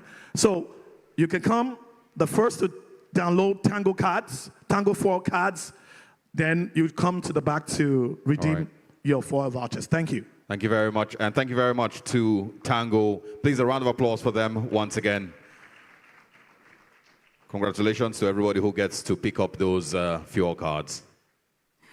All right, ladies and gentlemen, so that was a very beautiful presentation by the founder of Tango Bricks Technology, Peter Atuma. Please put your hands together for him. So he mentioned 3 things that we should take away today. Who can remind me, what were those 3 things? What was the first one? Sorry? Grace. The second one was what? Integrity. And the third one was? So can we say all together? 1, 2, go. Grace, integrity, and competence. Thank you so much. Now, just a quick announcement. We have a lot going on behind the audience room right now. We have a lot of exhibitions going on, so feel very, very free at any point to go and visit any of the exhibition booths outside. Of course, Tango is also there. Tango Bricks Technology is outside as well. So if you're really interested in those freebies, I don't know, if you see me there, don't judge me, because I'm here to collect freebies too. So feel free to visit any of the exhibition booths outside as well. Yes, and you can also see there's a lot of activity up there. Those of us up there, please, can we put our hands together for ourselves if you're up there watching? Yes, they've been paying very close attention. I think I've been noticing them. Thank you very much as well for encouraging us. We have a bit more to go, and then, of course, it is going to be lunch time. Just like Stephanie has said, please, the exhibition booths, do not ignore them. Spend some time during lunch walking through and seeing what they have.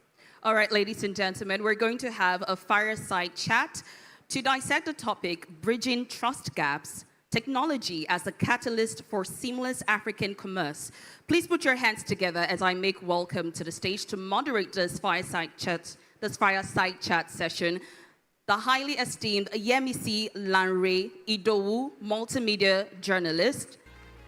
And to be part of this fireside chat, please put your hands together for the highly esteemed Pastor Don Okwofo, the chairman of Kuda Bank. I think that can be louder. Thank you so much. We can be louder. Yes, please. Keep those hands clapping till he gets on stage. Pastor Don Okwofo, the chairman of Kuda Bank. Thank you very much, ladies and gentlemen. Please enjoy this very interesting conversation.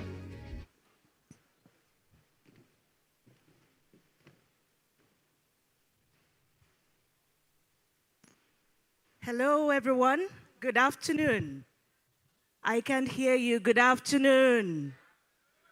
It's been an interesting, almost 2 days, right? almost 2 days of this LITF conference or forum, and I bet you've been enriched by what you've heard so far and probably transformed. Have you been transformed? Have you been transformed? All right, give it up to the Loveworld Nation. Say, whoo! Thank you so much, and thank you to the convener as well. Thank you for the opportunity to handle this session. Once again, my name is Yemisi Lanre Idowu, and yes, we're here. You know, if you've not been enriched, probably you would have lost your trust in the Loveworld Nation. But because you have not, that's why you've been able to give that whoo to Loveworld Nation. Once again, another whoo to Loveworld Nation. Thank you for the feedback. So yes, we are here. We're here to talk about trust. The trust gap in African commerce and how we could use technology to solve that issue. Permit me to start with this latest report from the African Development Bank, talking about the cost deficit to the cost deficit of trust to our GDP. It's about 5 to 7%. That's a staggering sum we have lost to the growth potential when it comes to trust. So it's very important that we look at the matter of trust in African commerce, and that's why we're here, and that's why technology would play a very key role here. You know, I was upstairs yesterday at the pitch session. I just wanted to go see what was happening, and you needed to see how the level of trust with the technology, how LITF made that place so you wouldn't even have known that something is going on there. And that's because technology was at play. Please, once again, give it up to the Loveworld Nation. Thank you so much. So I have highly esteemed Pastor Don Okofu, the chairman of Kuda Bank, here with me. We're going to be having that conversation on how technology can solve the issue of African commerce, especially when it comes to trust, when it comes to trade, and when it comes to transforming that part. You know, when you hear the word, what I ordered versus what I got, right? Have you heard it? Aha. So want to see how we can better improve on that. It's so good to have you on the hot seat. Is it a hot seat for you? Well, I'm sure you've been doing this. It was hot at the beginning, getting a bit cooler. All right, then. It's going to be cooler, don't worry. So yes, you heard me with the preamble and, you know, laying the foundation to all of this. Trust is very key when it comes to African commerce. I mean, it has limited the way commerce is done cross-border. Africa has gone global, and a lot of people, a lot of small businesses have had issues when it comes to trust. Let's start with that. What's your assessment of the level of trust in African commerce, and how do you think technology can handle that? Maybe you'd even want to start with your experience. Let me start with that, and how you were able to handle it. Right. Thank you so much.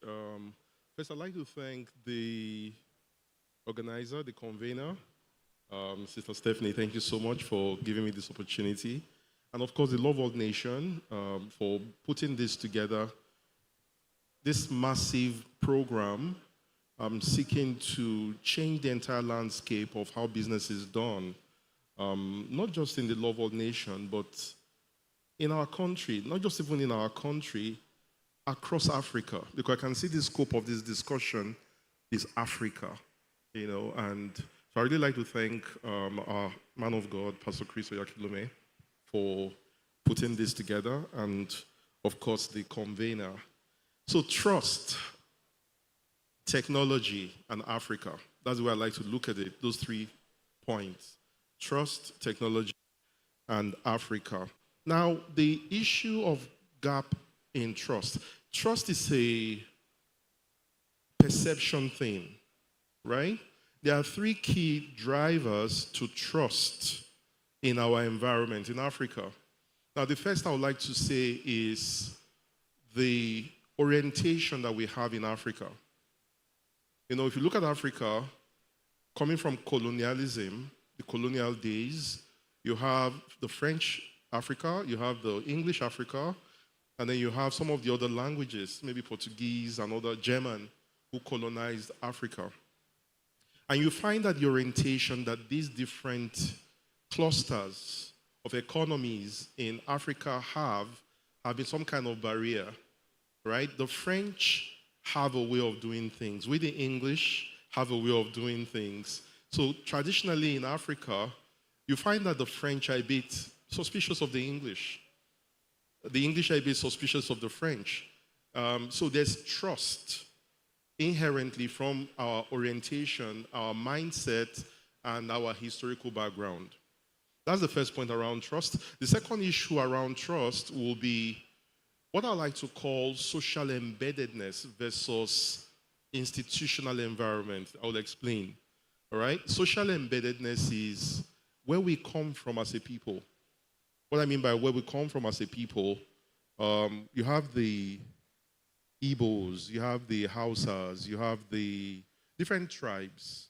And these different tribes in Africa traditionally have their way of doing things. Among the Igbos, for example, there's trust. If I'm doing business with an Igbo man, or an Igbo man is doing business with an Igbo man, there is some level of trust. But when you remove, or when you want to move from Igbo to Yoruba, suspicion begins to set in. So the trust gap begins to emerge. What's my point here? I'm trying to trace the origin of trust. And then if we get the origin of trust correctly, we can begin to see how we can change the landscape and how we can leverage technology to bridge that gap. Okay, so I said the first one is orientation, which a bit of it has to do with colonialism. Some of it has to do with our social embeddedness, how traditionally the environment has been, the cultures have been, the Yoruba, the Igbo, the different cultures. And then you find that we are superimposing institutions on the cultural and social embedded foundations. I don't know if you understand what I'm trying to say. We come from somewhere, or let's say the people come from somewhere, and then you now have the environmental institutions, the companies, the modernization, let me put it that way, that now seeks to supersede or override the culture that we come from. All of these provide the trust gap. Okay? I'm just trying to lay a foundation around what the issues around trust are in Africa so we can see how we can bridge the gap. All right? So I talked about orientation, mindset, and then our institutional environment that are a bit distant from our social embeddedness. Okay, so move straight to technology. So technology, let me backtrack a little bit. Years ago, I was talking to the CEO of a certain bank, and he tried to analyze the African development problem, how Africa has developed over time, versus how the first world countries have developed over time. They moved from agriculture, from agriculture into industry, from industry into technology. So there was a trajectory. They came from somewhere. If you go back to Europe, you'll find that they started with the traditional business and traditional commerce, and then they moved to industrialization. And then from industrialization, they moved into technology. In Africa, there's a slight gap. The gap being that we're moving from the historical background straight to technology. The natural growth trajectory may not have been fully followed, or we've truncated some part of that trajectory. I don't know if you all understand what I'm saying. In Africa, we have moved straight from agric, traditional business, traditional way of doing things, traditional production, leaving behind the industrialization. And from industry, leaving that gap, we're moving straight to technology. The point there is that there's been a natural trajectory of these other economies, moving from one stage to the other before they get to where they are today. Because of that gap, that's where you find the gap in trust. We have not organically evolved. But not to say that without that, we cannot move to where we are today. So that's where technology comes in. How we can now use technology to bridge that gap. We know that there's a gap. All what I've tried to describe is why you have the trust gap. And the trust gap in itself is a bit artificial because it's a social, it's a mindset thing, it's an orientation thing. If we quickly address the issue of mindset, orientation, you find that trust disappears or the trust gap disappears. Are you following me? So moving straight on into technology. Now, technology has bridged the gap naturally, okay?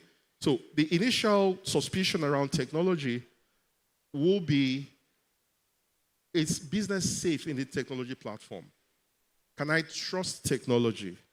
Can I trust, that interactions on the technology platforms are safe? That moves away from the trans-African trust gap.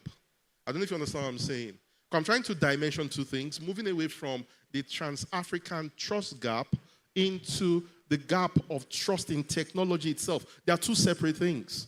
Whether we trust ourselves in Africa to do business and then technology helps us to bridge that gap is one thing. Another thing is if we trust technology itself to be a solution to bridging the gap in trade and commerce across Africa. So I think that's the background, and I'll be glad to answer more questions. Thank you so much for sharing that background with us. We needed to understand that so that we could better make use of whatsoever or solution you're going to be proffering to the issue of trust gap when it comes to technology for Africa. We Africans are a peculiar people. You talked about how we transformed right from where we were straight to technology. We're very peculiar, and we are great people. So now let's talk about technology itself and this perception. What platforms would you be, explaining to us, recommending to us as a way to solving this issue of perception when it comes to trust, the issue of reliability when it comes to trust, and how better can we trust technology in all of this that you've talked about? Yeah, thank you so much. Let me use the Kuda example to try to answer the question. By the way, well done on the multi-currency wallet. That's a good one. Well done. Thank you.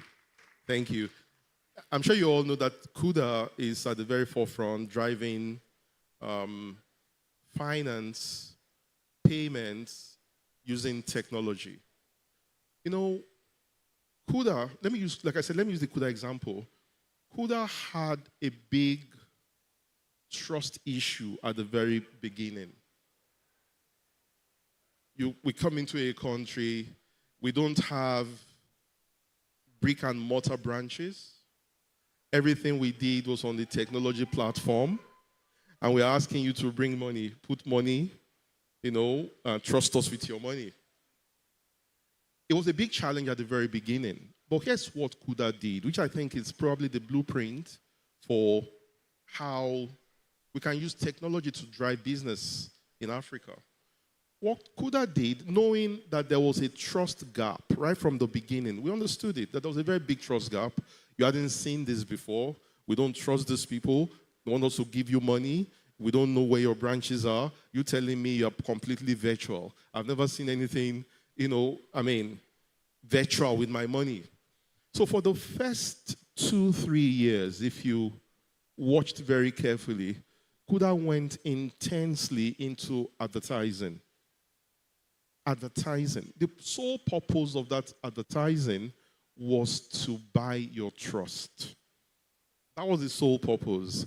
Kuda hit it really, really hard. Concerted advertising effort. Everywhere you turned, you saw Kuda. Everything you did, you saw Kuda. We understood right from the very beginning that people don't trust what we are bringing to the market. And we are like the first runner in that space. So we needed to hit it real hard. But over time, Over time, as we kept doing it, kept advertising, kept ensuring that customer service was excellent, kept ensuring that you can trust us. Over time, people have gotten to trust Kuda. I'm told, we're looking at the statistics just a few days ago, the customer base is bigger than quite a number of the regular commercial banks, quite a number of them in Kuda. That means the trust gap has been broken. People now trust. And a lot of other people within that space are riding on the trust that we built because we were the forerunners and others can now see, oh, it's working. Now we can, right?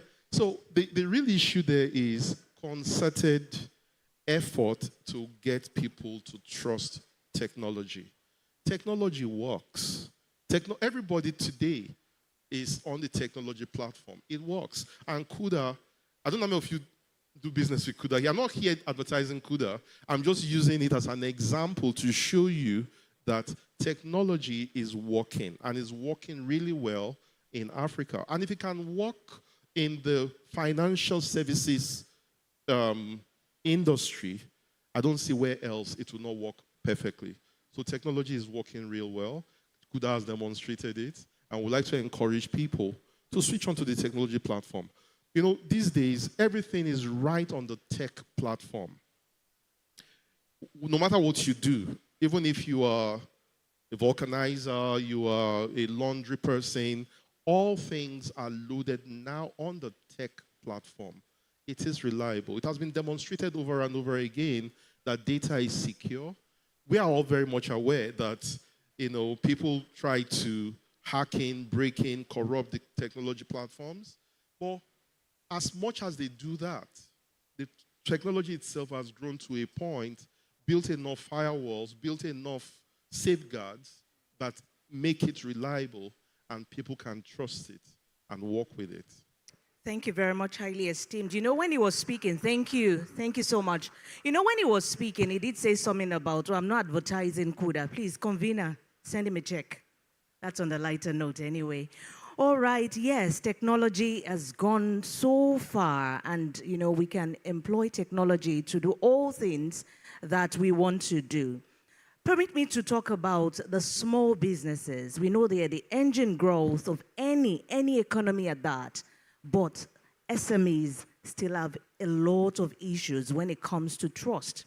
Many banks, many fintechs have issues with them, and they have the issues of getting funding. So, highly esteemed, what could SMEs do to leverage technology to solve their issue of confidence in them? You know, one of the key ways that SMEs can leverage technology right now will be in the advertising space, people getting to know that you are there, right? One of the things about... When you see advertising, are you talking about the mainstream? Because it's so very expensive. Yeah, I mean, it's not necessarily. I mean, putting what you do on your status, for example, that's leverage of technology. You're using technology to drive that which you do. You just taking your phone, record a 2-minute or 30 seconds content just to say what you do and put it on your status. You're already leveraging technology. You don't have to pay institutions so much money to buy advert slot, advert space. You can easily, just that little use of technology, you're already leveraging technology to put yourself in the minds and in the hearts of people. It might just be the 2,000 people you have on your contact list. And then if you have a few friends, tell them to reshare. You're already going places, you're already going viral. People already know what you do. That in itself is already leverage of technology for SMEs and small-scale businesses. So that's already leverage. There are several other ways that you can, maybe payment to advertise, which are not exactly too onerous, not too big. In those days, it's really big institutions that can advertise in the regular media platforms. But these days, technology makes it easy. Technology makes it plural. Technology makes it easily available. So I think that is one of the ways to leverage technology by SMEs. Now, let me say one thing about advertising or brand or digital marketing using technology. You know, in what you call reputation assurance, there are two issues. Issue number one is people getting to know what I do. And then the second issue being me being what people see me to be. All right? I don't know if you know the difference between that. I am very good at what I do, but people don't know. Or people perceive me to be very good at what I do, but I'm not exactly so. But you see, technology and us concertedly putting things on the technology platform, we get to get people to see what we can do and bridge that gap between what I do and how people perceive me. All right? So that's one area. Another area is there are several sites these days, several technology platforms that can just easily put what I do. And people who visit those platforms can easily see what I do and pick up my business from there. So there's a lot that technology is doing, helping the small and medium scale businessman. All right, please give him a round of applause for that. Thank you. Please, in the meantime, put your questions together. I would like to accommodate one or two questions so that, you know, we can hit this on the head as we go. So very quickly, highly esteemed, talking about still on the SMEs. You know, we're talking about economic inclusion.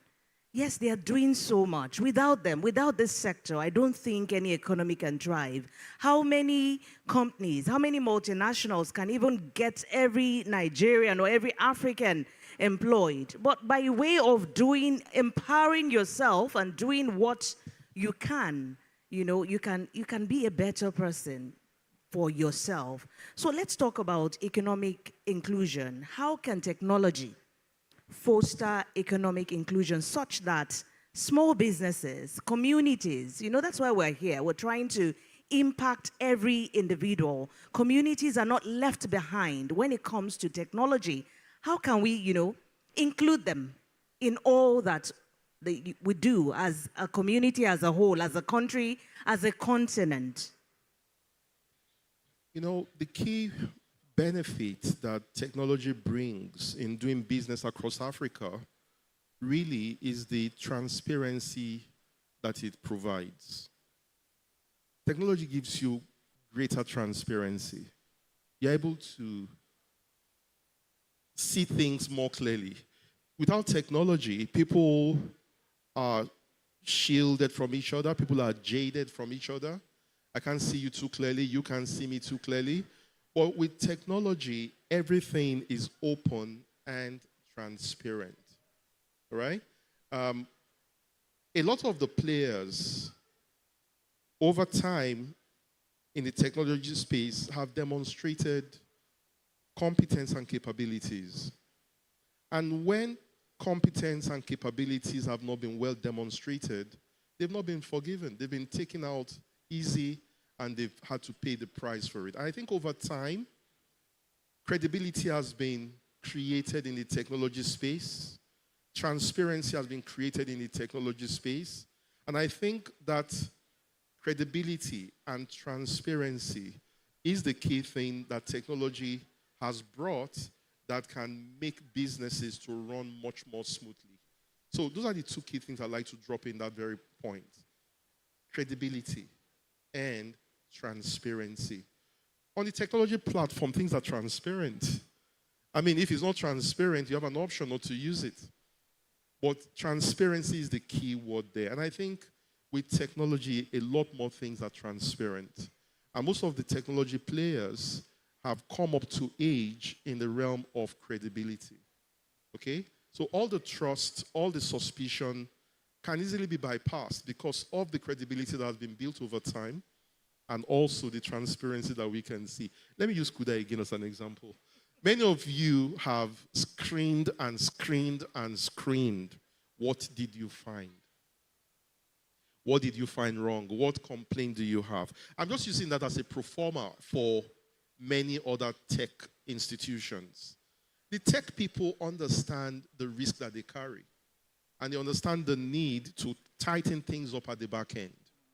All right? So I think credibility has come a very long way. And I also think transparency has come a very long way. And those two things are the major leverages for that tech space doing business in Africa. Even when you say, when it comes to credit, yes, credibility. Now, let me delve into credit a little bit. Okay, you asked a question about people who want finance and how they can get finance. Interestingly, the problem with finance and technology doesn't emanate from technology. It actually emanates from what I like to call the country risk or the credit risk of the environment in which we operate. The credit risk is not a technology thing. It's a country risk thing. It's a social thing. Let me give you an example. I know my barber years ago. I said to him, your number has changed. Why did your number change? I tried to reach you on your number. The number has changed. He said that he borrowed airtime from a certain service provider, and he didn't have the money to pay. So he just junked the SIM card and got another SIM. I said, Oga, many people are doing it too. They're just changing SIM. Get credit, change SIM, get credit, change SIM. Now, technology provided a platform that could have helped people. The people themselves have created a credit risk and taken advantage of technology. I don't know if you got the point I'm making. So technology made it easy for you to access credit. But the people themselves, because of a wider issue around maybe what I'd like to call a country risk around credit, abused that. Even us as a fintech is a challenge we're facing currently. We are very eager. We love to give microcredits to as many people as possible. But you find that the few that you give to, the moment they take that credit, they disappear. So it's not a tech issue. It's more around a country risk, a social orientation, I would like to call it, general credit risk in the atmosphere. So we, the tech people, have a job to do, maybe to help the SMEs in being much more credit credible, if you know what I mean. Being able to prepare themselves to access the credit. Those things are available. But are they really, really ready to access them? That's the big question. You know, that's why we're here at LTIF, to talk about this and reorientate the people around credit and credit credibility. So let me get your last word here. We are policymakers.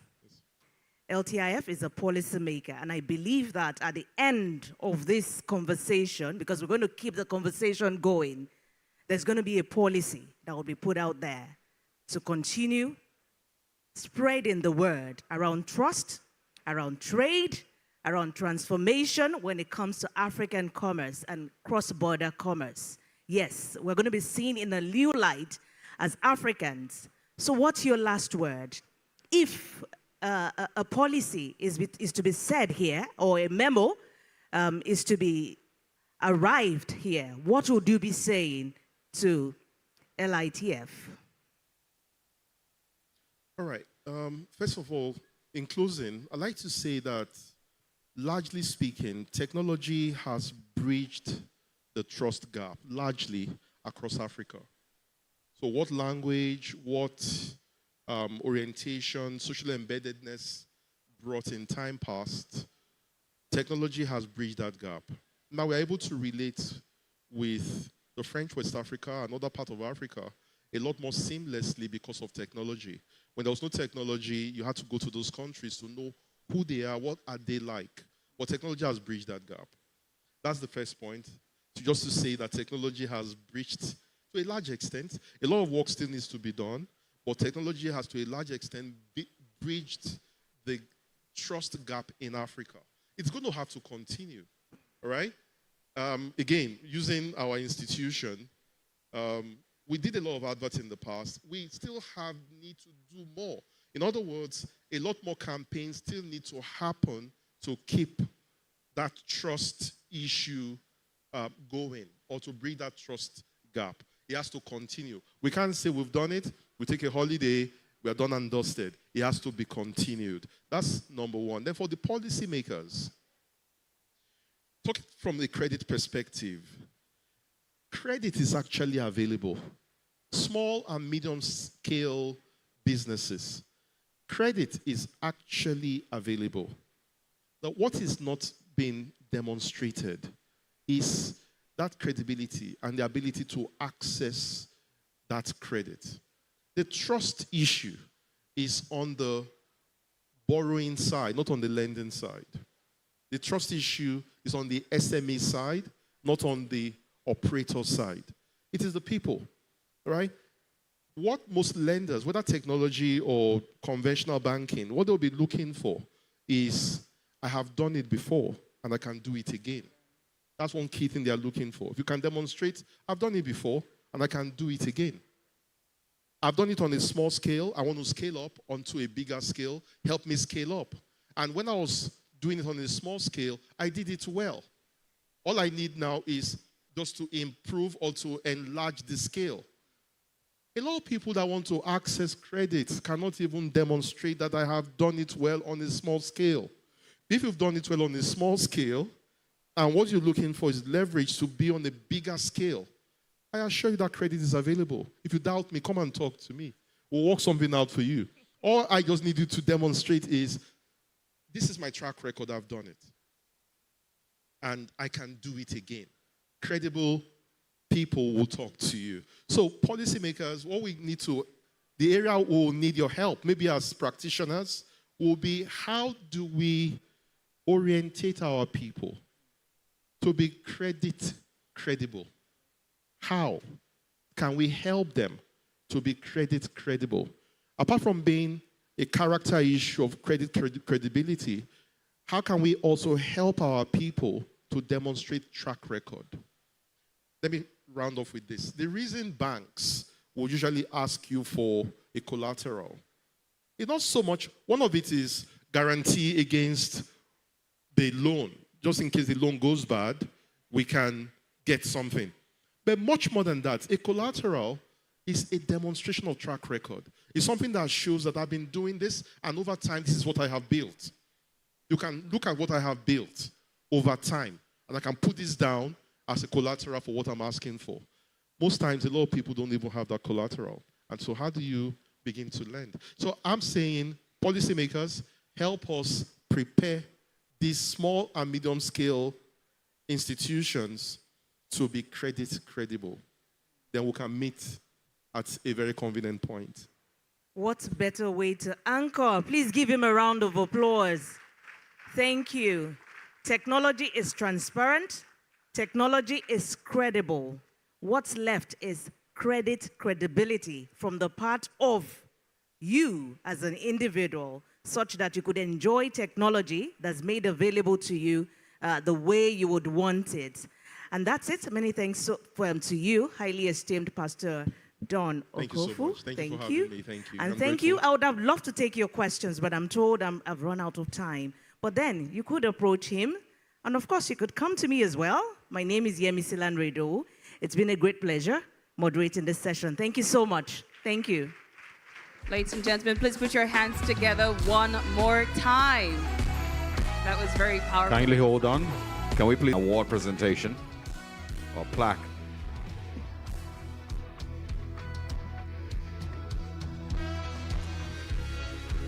And we completely appreciate the speaker.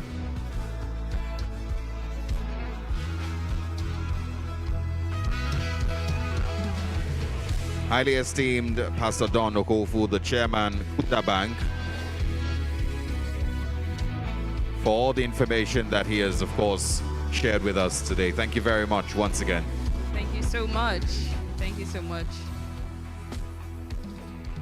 Okay, ladies and gentlemen, I think we have come to that moment that I'm sure a lot of you have been waiting for. So I'm really glad to announce that we will be going on a very brief lunch break.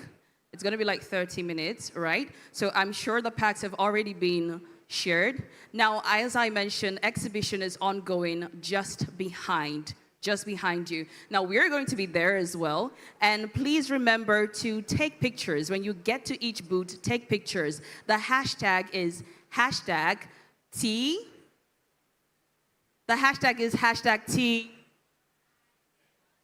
2025 or #Loveworld Trade Forum. Now you can post that on your King's chat. I'm already seeing a lot of tags. I can see Gracie also tagged me to a post. Where's Gracie? Gracie, are you here? Yeah, Gracie is right there. Hi, Gracie. And I also got a tag from Digital Flossy. Should be right there. Great. So please take pictures when you get to the booth. Tag us as well and use the hashtags on your KC handles. Thank you so much.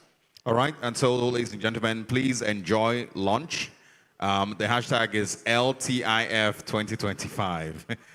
So don't forget that. Please use it. LTIF 2025. Yes. Thank you so much. And see you at 2:05 p.m. Thank you very much so once again.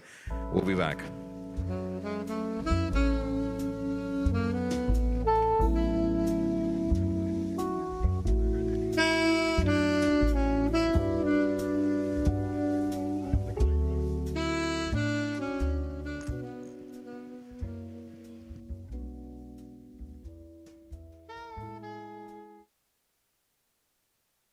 Entire world. They are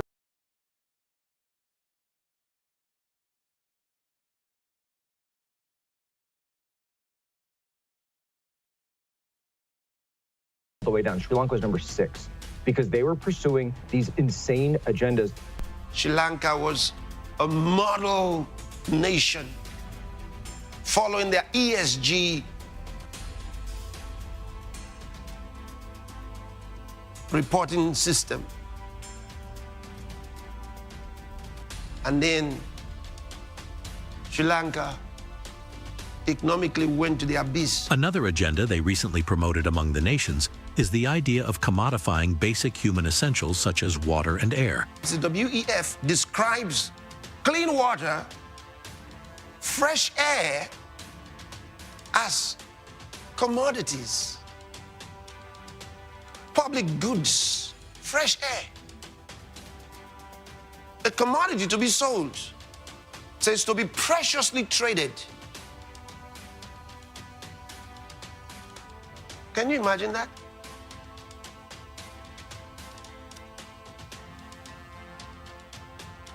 Some time ago, I read to you one of the laws in a particular country where they stated that water from all sources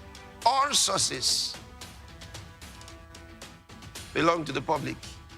That means under government regulation. So when you see something belongs to the public, don't think it means it's just for all of us. No. It's controlled by regulators.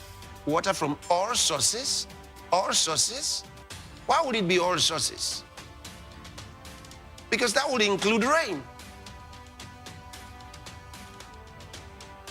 So now they can legislate as to how much water you can take from the rain. Emphatically, yes. That's exactly what they're telling you.